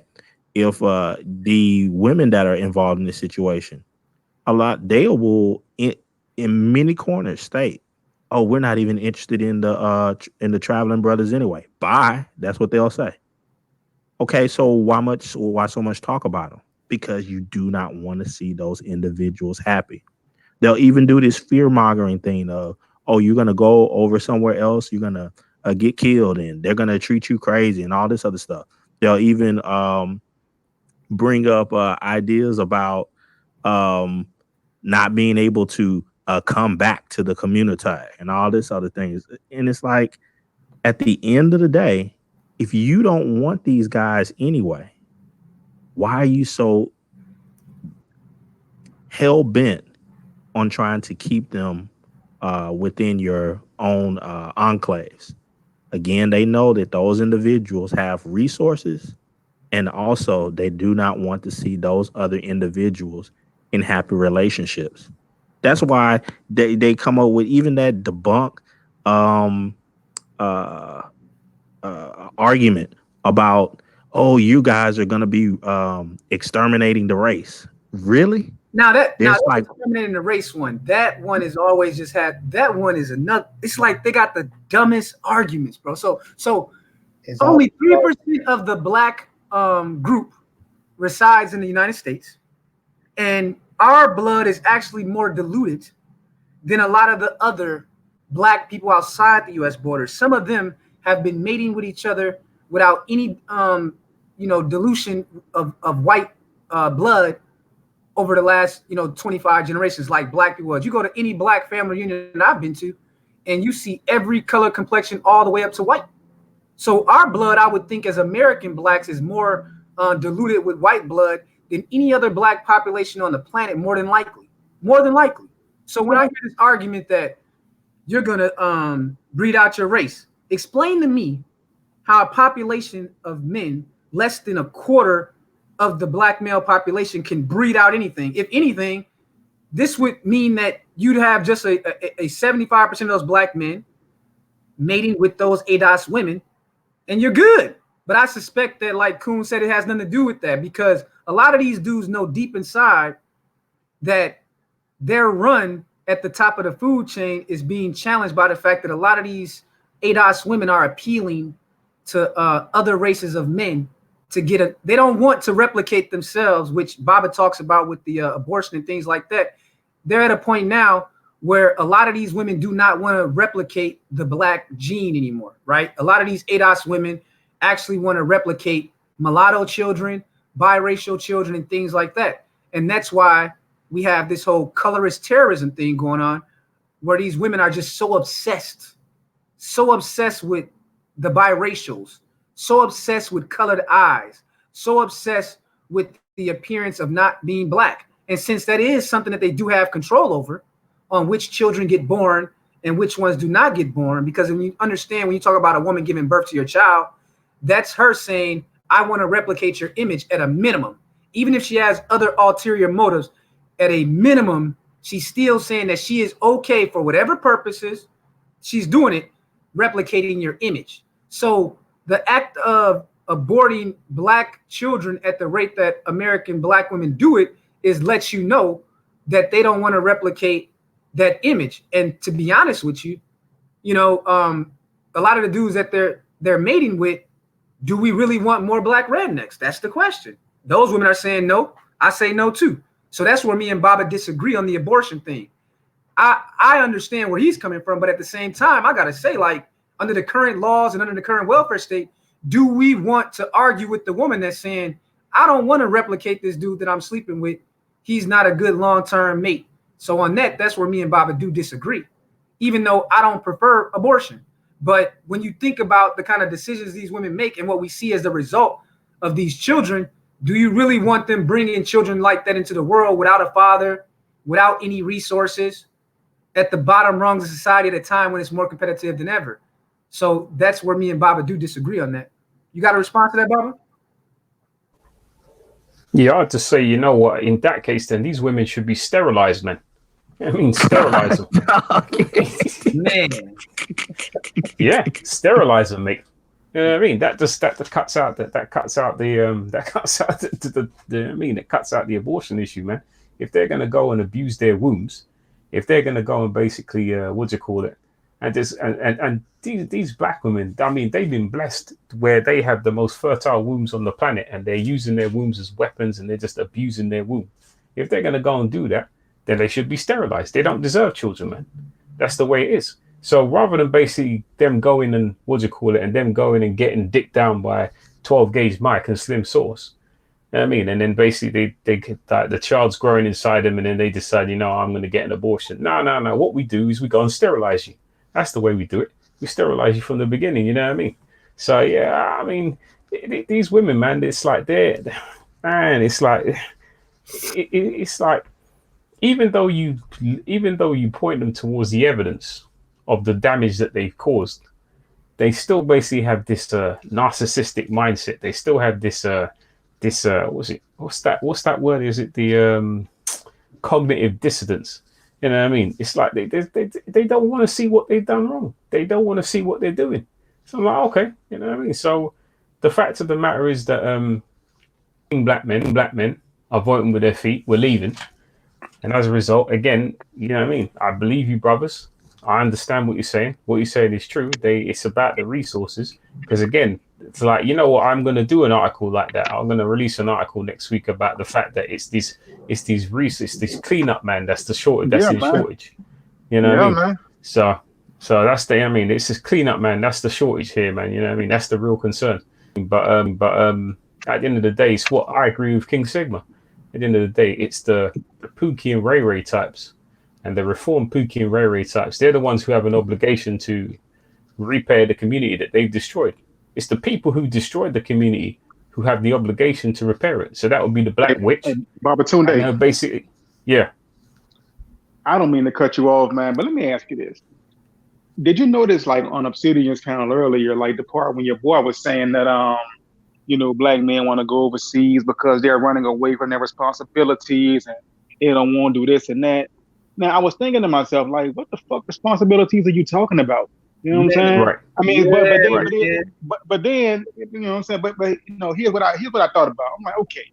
Now, if you were talking about these Pookie and Ray Ray type dudes saying, I want to go overseas and, find me a wife because these women ain't cutting it, then you would have a fucking point, because those are the guys who played, a significant role in things being as they are today. Those are the ones who fucked up things. And those are the ones who, as you all were just saying, have a responsibility to fix things. So I'm like, yeah, if you're talking about those guys, you won't get any argument from me. But no, as always, people who are apologists for Black dysfunction, they always try to lump all Black men in together. So it's like they won't separate the degenerate or the Black rednecks and call them what they are. They won't put them by themselves. No, it's always all Black men. Like, so that's what he was trying to do. But I guess in short, what I was simply saying was like kind of agreeing with you on that part. But I'm so what the fuck you mean? We're trying to duck our responsibility here. We're not the ones who fucked this whole thing up. See, that goes back to what I was saying earlier. See, that's this thing where you're the property of the fantastical state of Americana that does not actually exist, but it exists in the minds of people like him. You're their property. That's why it's your responsibility. It don't matter that 20% of Black men are responsible for all this dysfunction. The other 80% are still, they have the obligation, even though they didn't do the destruction. That's how these dudes think. Because another thing he said, exactly. Outside of that, I was thrown off by. So when he was asked by Obsidian and Baba, where is your Black queen? Because he kept making these arguments saying that there's a lot of these Black women. And then when I asked him, I said, so Sean, is it the majority? I said, is it the majority of ADOS women? And he admitted, he said, no, it's not the majority. And I'm like, so on one hand, you saying it's a lot of these women, it's a whole bunch of them out there. But then you say it's not the majority. So it's definitely the minority. Even he's saying that. But he didn't go get one. And he ain't providing one for everyone else. So I thought that was, and then he goes on to make up this excuse for it. He said, well, the excuse for the reason why I have had no woman of any ethnicity since 1988 was because I'm trying to build an empire. So he'll be like about 50 years old, I guess, once he's built the empire, because he's closer to 50 than 20. So he's like, well, once I hit 50 and I built my empire, then I'm going to go get my ADOS queen that's out there. And I'm like, bitch, that clock ticking. But here's the thing, though. Better hurry up. Earlier, he had said that the ADOS woman is good to build with. So I'm thinking, I'm like, okay, if you're admitting that there are some of them out there, but they're in the minority, but you also said that it's good to build with an ADOS woman, why are you going through this whole, you don't never know if you're going to build your empire. Everyone should try to become a millionaire. I'm all for that. But it's no guarantee that any of us is going to become a millionaire. It's no guarantee. So we have to live life today. Yes, you make sacrifice for life, but you only got a limited amount of time on this earth. You can't just be like, yeah, man, once I get about 50, I'll go get my ADOS queen. You're 50 years old now. Now, what happens if you hit 50 and you're still not a millionaire? But yet you're already preaching this Black love stuff, and you just said that a woman can be used to help you build your empire. So on one hand, he says, you know what, bro? But then he says that you can do it with her. So I would say to the men, bro, if you feel that strongly, don't hold off on having a relationship with a woman that's quality, especially when they're so rare in this time. If you know a woman out there that she meets your standard, she's attractive, she's feminine, she's cooperative, and she admires you, and y'all on that Black love page, what the hell is you waiting for? Yeah, basically, you talking about building and stuff like that. You know what I'm saying? So, I mean, let me say this, man. Let me say this. One thing I've noticed about those who call themselves pro-Black is that when you start talking about getting shit done, why haven't you done this? Or things that you're saying needs to be done for us to get right, they always got these old far-fetched ass, damn near impossible ass scenarios that have to happen first before we can do some shit. You know what I'm saying? Like in this case, I mean, I'm not saying it's impossible, but I'm like, but in this case, your boy say, man, for me to get a woman that I say that there are so many of, so many good women, for me to get one of them, I gotta get rich first. I gotta get rich first, man. Bill, man, like nigga. So there's always this. But you know what's funny though, Perfect? You know what's funny? I'm listening to Homeboy make this argument, right? And I'm thinking to myself, like, every brother out there that's actually getting laid loves a guy like him because it's a win-win. Because the guys that are looking to push this Eunuch Initiative, they're thinking, damn, I like this brother because I can bang out all these women, and he's happy to be the cleanup man. So that woman's gonna have so much mileage on him, and they're happy to throw her to Brother Sean when he hits 55 or whatever the age is that he decides to finally, consummate this whole struggle of life that he's on. So he's basically saying he's okay being the cleanup man. This is the first time I've heard a dude in his position say something like that. So this dude's been MGTOW monk. He was a MGTOW monk this whole time, but then he came out and find out that he was actually a black woman first the whole time, even though he don't got a black woman. That is some fascinating stuff. That is just fascinating. Man, that's sick. For 30 years almost. But say, man, I mean, really thinking about it, that's not well, I understand why you say fascinating, King Sigma, but that's sick. That's like having this mental picture of some imaginary woman that fits all of your desires in your mind, going on for what, 30 years? That's sick, bro, man. I'm gonna tell you something, man. Cause see, I don't know how long you guys have actually been listening in, to this particular sector of YouTube, cause like, let me see, I came on around 2013, when guys like Tommy Sotomayor first popped up, and you had a lot of them, you know what I'm saying, back then. And see, Tommy Sotomayor, David Carroll, and those dudes. Now see, Sean James was around, he was around that time too. You know what I'm saying? And see, what he used to do back then was just basically piggyback off a lot of David Carroll's talking points. Well, I wouldn't say piggyback here, just basically bite off a lot of David Carroll's talking points. Whatever David Carroll was saying, that motherfucker he was running right behind him, saying the same shit. You know what I'm saying? So I said all of that to say that. So we know David Carroll was pretty, he has pretty harsh analysis of black females. You know what I'm saying? And their pathology, how they get down and stuff. And in light fashion, Don James, parroted the same talking points about black females, their fuckery, they do this and that. That's why I ain't fucking with them. So I don't know what it is. I don't know if he jumped on the pro-black bandwagon or if that's always what it had been. But I'm like, well, back then, I mean, you were saying that you weren't fucking with him or whatever because for the same reasons David Carroll pointed out and guys like Equazi and them. But now you're saying it's because you ain't balling now? Like, I mean, nigga, which one is it going to be? You know what I'm saying? That's what was so funny about it because he been kind of low key, going about it the wrong way. He could have just. This is what I don't understand about him. So, you had Obsidian come on here, right? Now, everyone in this sector knows that Obsidian is the one that brought Sean James to this area. Everyone knows this, right? But what I didn't know, but I found out from Reg the bad guy, he said that before Obsidian did that Sean James Eunuch Initiative, he said that he only had 3,000 subscribers. I didn't know that. I thought he always had 10,000 subscribers. But Reg the bad guy did a show, and he said that Sean James only had 3,000 subscribers. He got 7,000 off the back of Obsidian and the Black Manosphere and the free thinking and free moving black men who supported him. And then it was like, bro, I'm saluting you. This is who you were. This was your thinking. You won. You got 7,000 followers. You got a new computer, a new phone, a new camera off of these black thinking men over here. Why wouldn't you just bounce, be gone, and stay on the comic stuff? Why would you spit in the face of the people that helped you and pulled out of their pocket to put in your? And then he comes back and he's so confident with this shit, so arrogant. He's the boss now. He's the big boss now. He's such a boss now. He gets to tell me, someone that went out of my way to help this dude, took money out of my pocket, put it in his, reached out to people to help him, because he is not going to do the networking himself. He's not doing enough work. He could be doing so much more. All these brothers did this, man. Regular, everyday guys. Obsidian brought that man over here, and we thought, okay, well, we fuck with Obsidian, and then we supported the guy. We don't read comics. We didn't know who he was, but yet we still supported him. It'd have been one thing if he was just shitting on people in this space.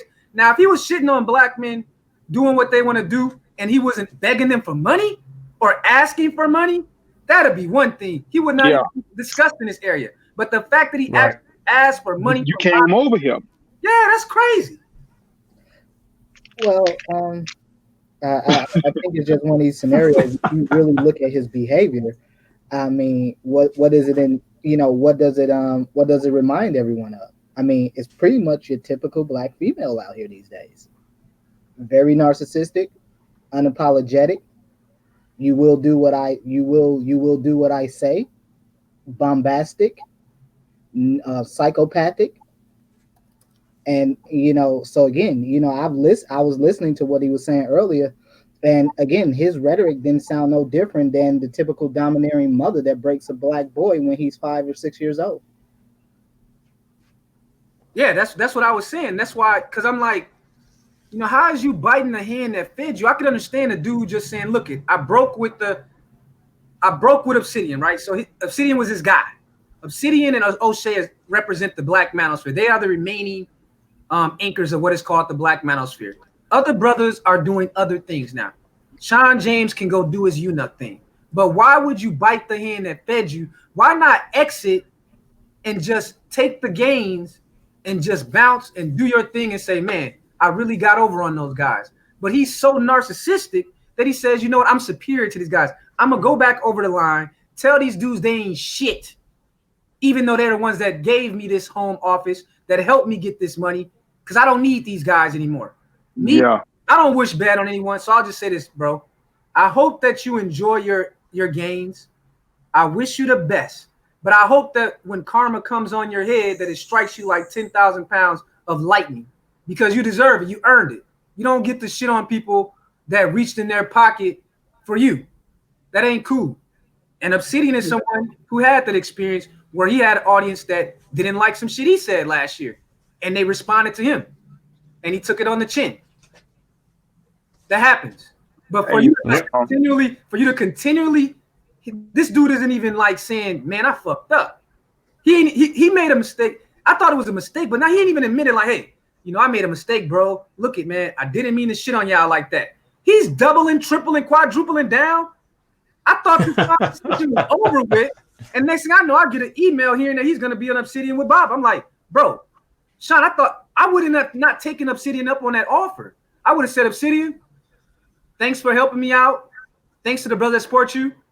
I didn't mean to shit on them. I'm not talking to you, Obsidian. You got to talk to Baba. That's what I would have done. Sometimes you gotta know when to bury the hatchet, man. He should have just, but he doesn't care. King Sigma, that's when I first came on to talk with him. That's why I asked him just openly, hey, are you stuck on this point, or are you willing to rethink it? And he just tripled down. So that's why I was like, man, his mindset is completely gone. And he doesn't even have the decency to say to individuals who, like you said, supported him financially, to say, you know what, bros, just for that, you know, let me rethink this. And everybody would have let him chill with it. Man, it's cool. Like I said, he will be absorbed by the Black Woman First movement, because like I said, the role, I read the definition of a eunuch earlier. He's the perfect dude. So with that said, I appreciate everyone coming out. It's my birthday weekend. I gotta go enjoy myself for the next couple of days. So do your thing, man. Man, I'm very thankful for you all coming out. Yeah, happy birthday, brother. Appreciate it. Appreciate all the love. I will be back in September. I got some interesting topics that I want to talk about. But since this was another Dick Police funeral, I'm going to say one of my favorite Black love kind of movies, Black uplift movies, is the movie The Five Heartbeats. And when Eddie Kane, you know, came back from, you know, the drugs and all that, it's called I Feel Like Going On. So we're going to leave out with I Feel Like I'm Going On by Eddie Kane Jr. Peace to everybody. And, you know, everyone just have a moment of silence for this Dick Police funeral. God damn.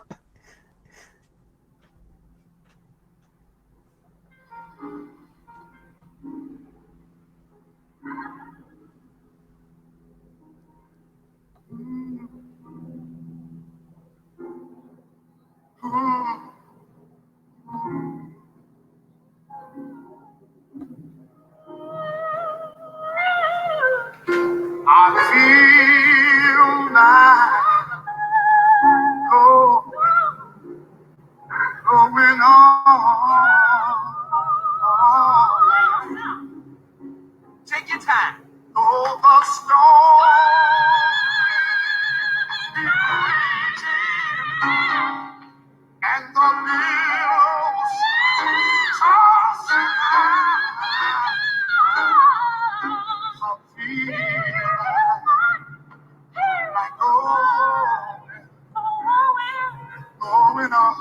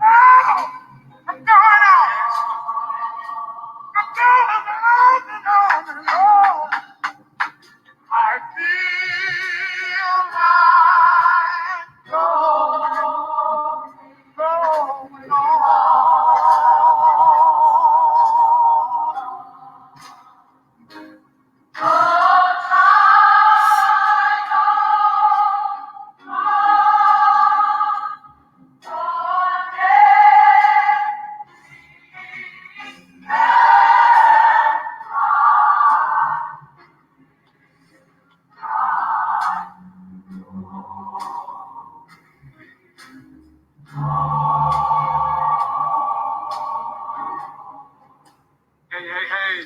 Hey, boy. Woo! Glad you like my surprise. And he looks great, man. Oh, yeah.